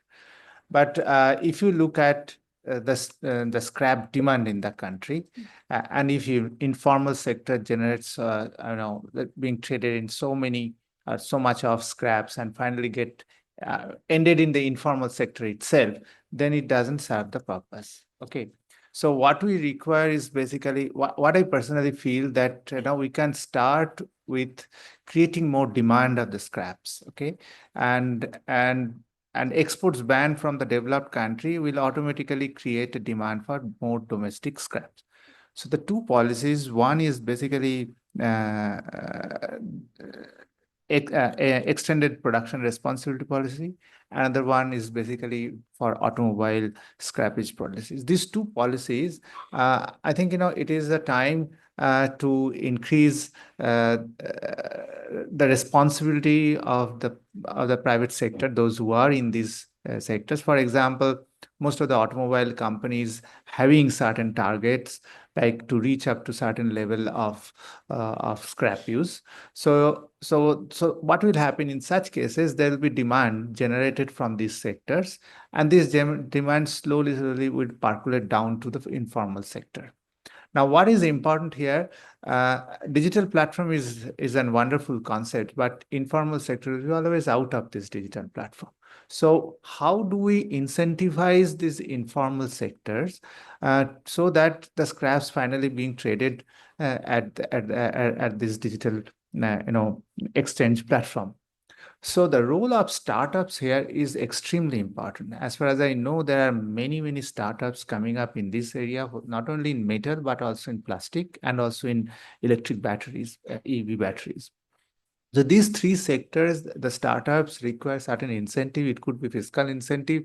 It could be incentives for them in terms of collection, transportations, and interstate tradability. These are all very important things in such cases. So what will happen in such cases that, automatically informal sector will slowly get, lined up with the formal sector, and eventually a significant part of the informal sector will be formal. So we should have a target dates. It is not that we can reach the 100% of informal sector become formal in 5 years' time, but if you're able to do it. Similarly, at the municipality level, I think there's a training is required how you are actually separate the solid waste, including the household steel products. Because what happens as the economy is growing, more urbanization is happening. Urban mining is very important to collect the steel scraps from households. Even every households actually, even in a month, I'm sure some amount of steel scraps actually we discard. It may be a steel hanger, or it may be a steel spoon. Okay, but it doesn't. We really do not know where it ends up, because the small collections through the informal sector is a very powerful way of a country with a large populations and staying in a different pattern. So training of the informal sectors in terms of and sensitivity of or sensitizing the consumers in this particular aspects is very, very important. I think the parallelly we must go for that as well. Thank you. Sugandha. So I think the national scrap steel exchange program will really help, but there has to be a good balance between collection, processing of the steel. It has got an environment benefit also. You'll be reducing on the landfills. The hub and the spoke model, which Vishwajit sir was also pointing out, Chetna also pointed out, that it will really help when we have a proper balance between the collection centers, the processing centers. So these exchange programs will really help to increase the overall availability of the scrap and then for steel generation also. So I think these exchange programs in 2019 it has come up, but formally nothing has been more or less done on that part of it. But I think a formal and a balanced growth of these particular programs will really help to increase scrap in the steel sector. Thank you. Abhishek, do you want to? I want to please. add one point. Sure. And the certification process is very important because this plays a very important role. So if we are able to, create certification giving institutions in the private sector, maybe in a some sort of licenses for providing certification by some agencies, then what will happen, even at the informal sectors, the players will like to separate their product, certify them and grade them. And that actually helped in the beginning, as she just mentioned about collection and finally supplying. Thank you. Abhishek, do you want to Yeah. comment on this? Right. Yeah. So I think this idea of having a platform is something which increasingly, even if you look from a theoretical point of view, having a platform leads to a better price discovery and it reduces the asymmetric information in some sense. But even if you look at it, it's one of the implication in some sense from a very practical point of view. In India, nobody had thought we would have a common market for agricultural products in India. So at least we started with it. Maybe we did not achieve the perfect thing on it, but at least having an ENAM kind of brought about an idea of price discovery in different parts of the country in terms of an agricultural goods. And the best part about, in some sense, about the steel part is that steel is somewhat, we have commodity indexes to trade it. But unfortunately, just even if having just for a scrap steel, maybe the grade wise thing is an important thing which we might need. But that's more of an operational part, which, as it was pointed out, that we can learn from the best practice from the other countries like China and stuff. So I think that's where probably a solution can lie without having turning too much of a wheel. So maybe the existing commodity indexes maybe can be a platform where it can be thought about, I think. Thank you. The floor is now open for questions, but please keep your questions brief and please mention who you are addressing the question to. Shomit sir.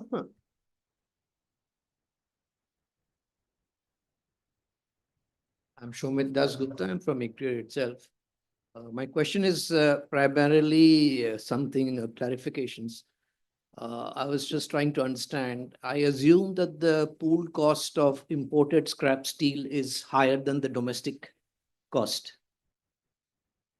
If that were to be the case, then why do you really need an export ban to lead to a situation where domestic scrap goes up by 14%? Why can't it go up on its own, given the fact that we are short of scrap steel?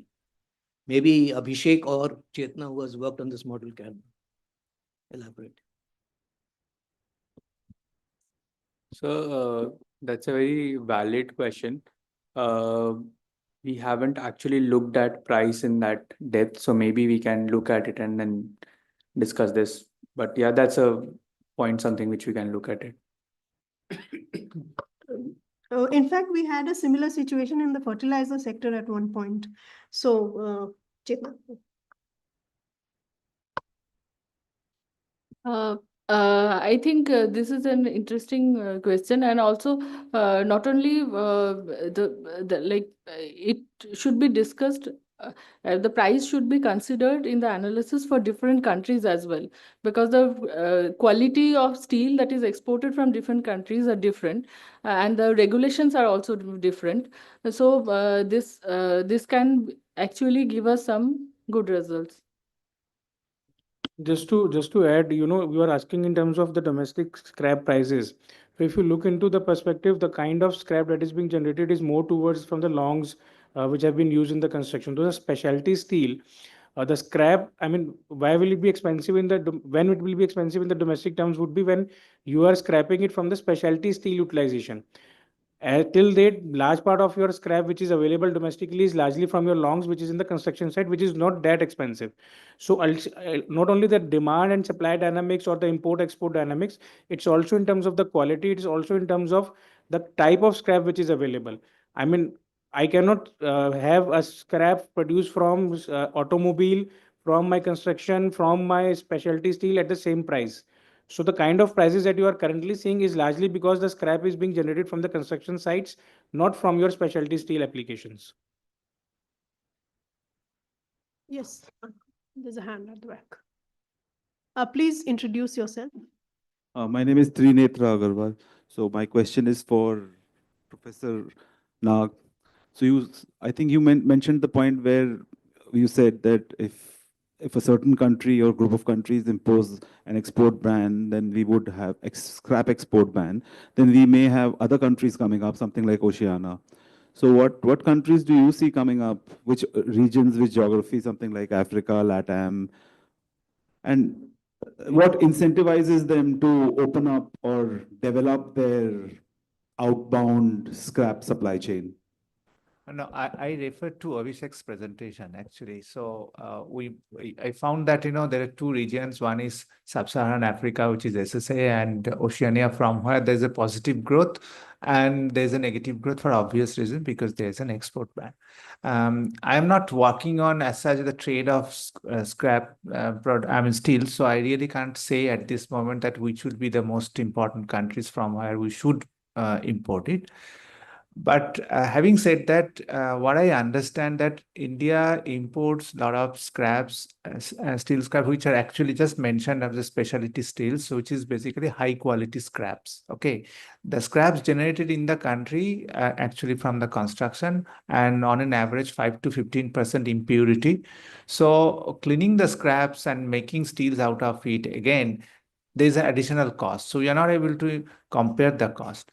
So we might think of countries which are also having a lot of infrastructure industries and maybe focusing on new kind of constructions. So maybe Japan and Korea could be another set of countries from where actually we can import scraps. But I really can't say in surety because I'm not working on this number.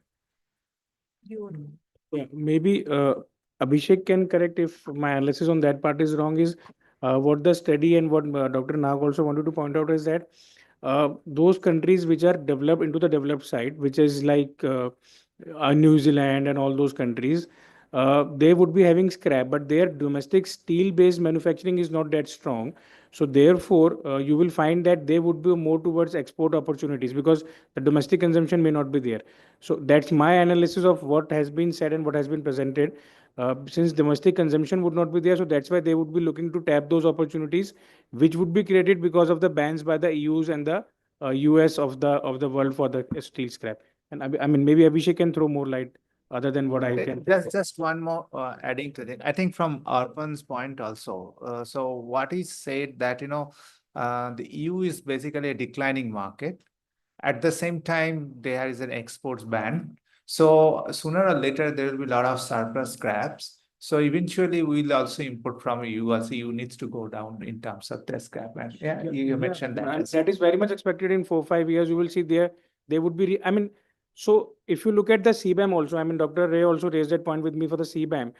The kind of initiatives that we have taken till now, I mean, the green steel taxonomy, the various initiatives like players like Tata's, JS Jindals are taking, we are very much on the path of achieving the targets. We are very much on the path of decarbonizing our sector.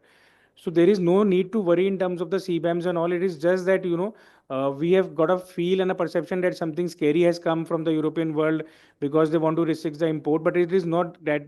Yes, they are looking to restrict the import because their demand is shrinking and they want to provide a market to their domestic players. But on the contrary, the initiatives that at least India has taken, we would be able to manage with our exports and with our counterparts out there in those markets. Yeah. So one of the things about that chart in some sense is, first of all, it's in a percentage sense, it's looking at it.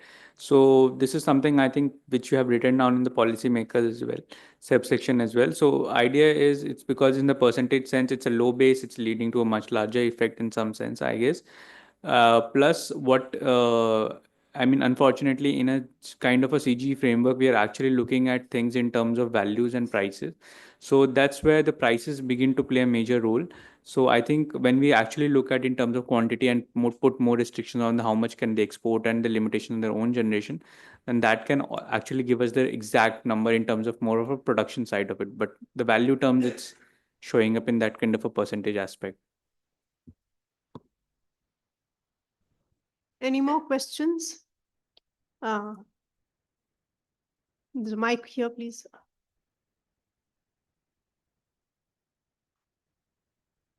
This will be the last question. Yeah, Mr. Arpan Gupta, our minister Nitin Gadkari came out with a policy of to sold out our cars of 10 to 15 years. So do you think it will improve our economy or it's just a speculation? Why most of the car are not being properly utilized and so many people are not able to afford it.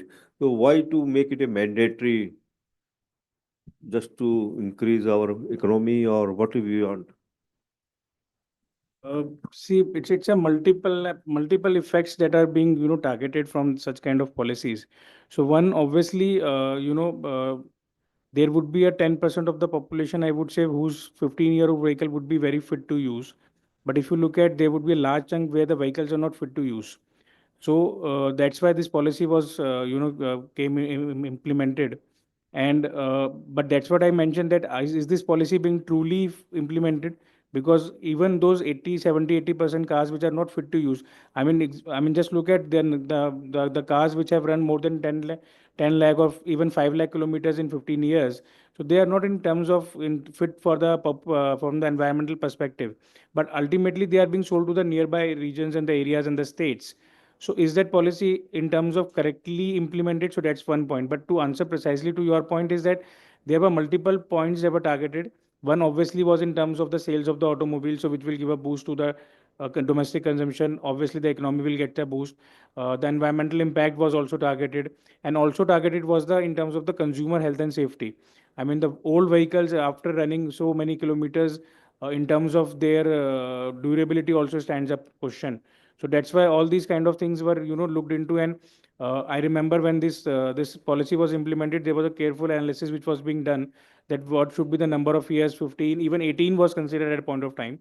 But then accordingly it was discussed even with the your petrochemical companies in terms of the diesels and all, that what should be the appropriate age limits, and that's how they have come to this conclusion of 10 and 15 years.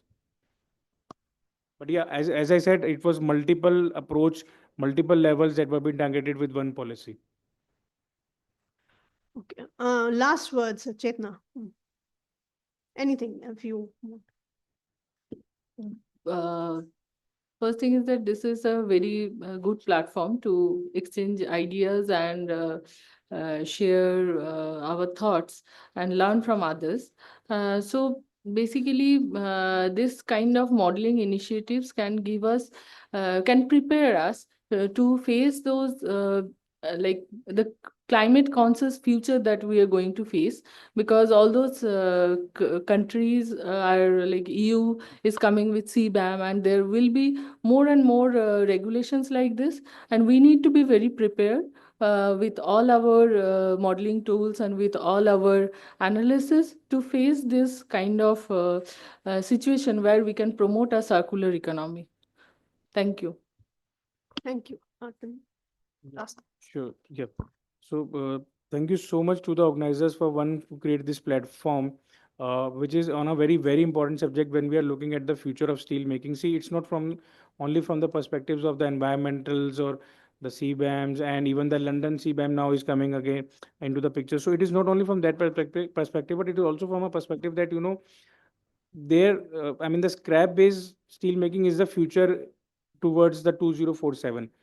Obviously at a particular point of time we will have sufficient of domestic scrap. So what we will do, we will obviously recycle it, we will obviously go for towards the scrap based steel making. So at this particular point of time, yes, it's a very good platform to have discussions right from the starting point of time, when we are at a very naive stage in terms of scrap based steel making. But moving forward, this is going to be a very important component and part of the entire steel value chain. And that's why I want to congratulate the organizers for creating this platform, having all these think tanks all here, and taking forward the discussions. So thank you so much. Thank you. Okay, at the outset, I'd like to thank ICRIER for organizing such a important and timely conference. One important thing from here I can actually take home back is basically a step towards sensitization of the issue. Because even starting from the schools, actually the kids are being taught about recycle, reuse, okay, all these concepts. But in reality, what happens that we throw our products here and there, right? Our country is very dirty, starting from throwing plastic bottles to whatever we find it. So sensitization is an important issue, and as we have more focus on creating more domestic scrap industry, somewhere down the line, what will happen? It will basically tell all the stakeholders, including the households, that you need to separate your wastage and in such a way so that it goes to the scrap and then finally things. I'll just give you an interesting my personal experience recently. I went to a shopping mall to buy a sneaker. So when I was just buying it, it's a branded one. So they said that if you buy another one, it will be almost 70% discount in both the sneakers. So I said, wow, it's a very good thing. So I bought both of them. When I reached home and I opened it, it is written that it is made from a recycle. So I feel so proud about that. That fine, it is basically coming back to us. Okay. Now, I work on automobile industry. So currently, a lot of startups actually are interested for generating automobiles from automobile scrap, both plastic, steels, as well as battery. So they are trying to discuss with several municipalities in the country, outside the country also. So these kind of activities in entrepreneurial activities are also coming up, and I'm sure that this will go in a long way, and this really going to help to achieve our 2047 target. Sugandha. So thank you for organizing such a good program. So my key takeaways basically will be, if we look at the global scenario per se, so by 2030, today, 9 million metric ton of steel scrap surplus will become 15 metric ton deficit by 2030. And steel companies, it is for us basically that must focus on locking the consistent supplies of the scrap. So that can be done by acquiring more of scrap yards as of now. The steel scrap processors can increase the supply through the new recycling technologies, and policymakers must explore strategies to address the impending shortages, such as by incentivizing steel recycling through tax or some other benefits. So, yeah, thank you. Abhishek. First of all, I would like to thank everybody on the panel for their insight on the presentation, and I think it will help us make this analysis more closer to the reality, and we'll try our best to do on it. That's it, I think. Thank you. Yeah. So please join me in giving a hand to the wonderful panel. And Thank you to all the panelists for this engaging discussion. Now I would like to call authors to join the stage for a group photograph.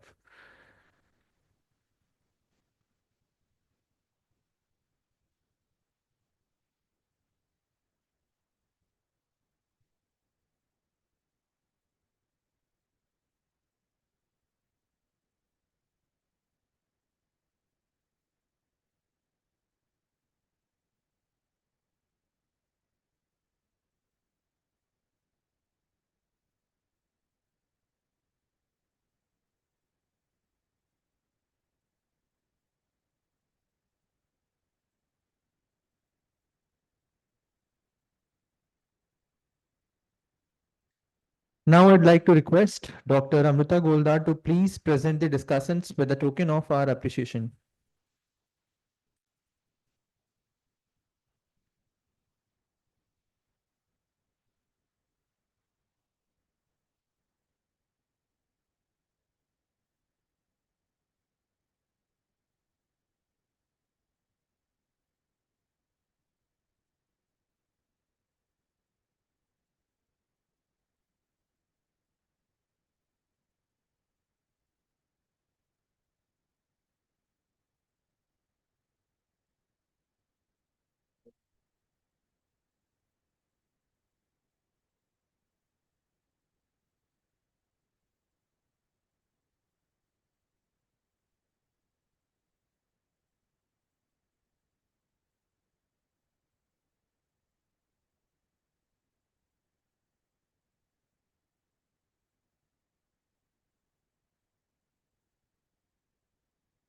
Okay, so now I would like to request again Dr. Amrita Golda to please deliver the vote of thanks.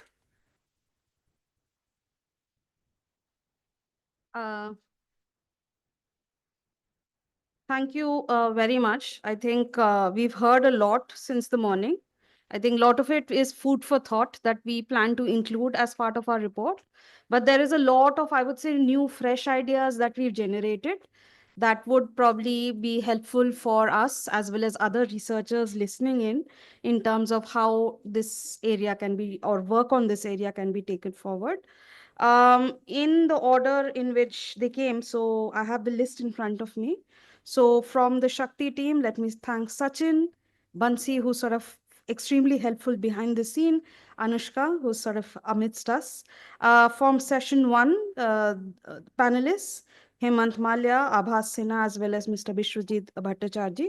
For session two, Shaun, who's moderated the session so wonderfully, Dr. Bishwajit Nag, Arpan Gupta, Sugandha Jaiswal, as well as Chetna Chaudhary. Thank you so much. So also a shout out to the CCOS team who sort of helped or at least led a part of the organizing for this event. So thank you so much, Karthik, Sarwar, who's also emceed for this session, and also others who've sort of done their bit. Thank you so much to the events team, the ICRER events team as well. Neha, Rajkumar ji, Rajesh, everybody who sort of helped out. I hope there has been a lot that you're taking away with you as the event ends. And thank you so much for joining us today. Thank you so much, ma'am.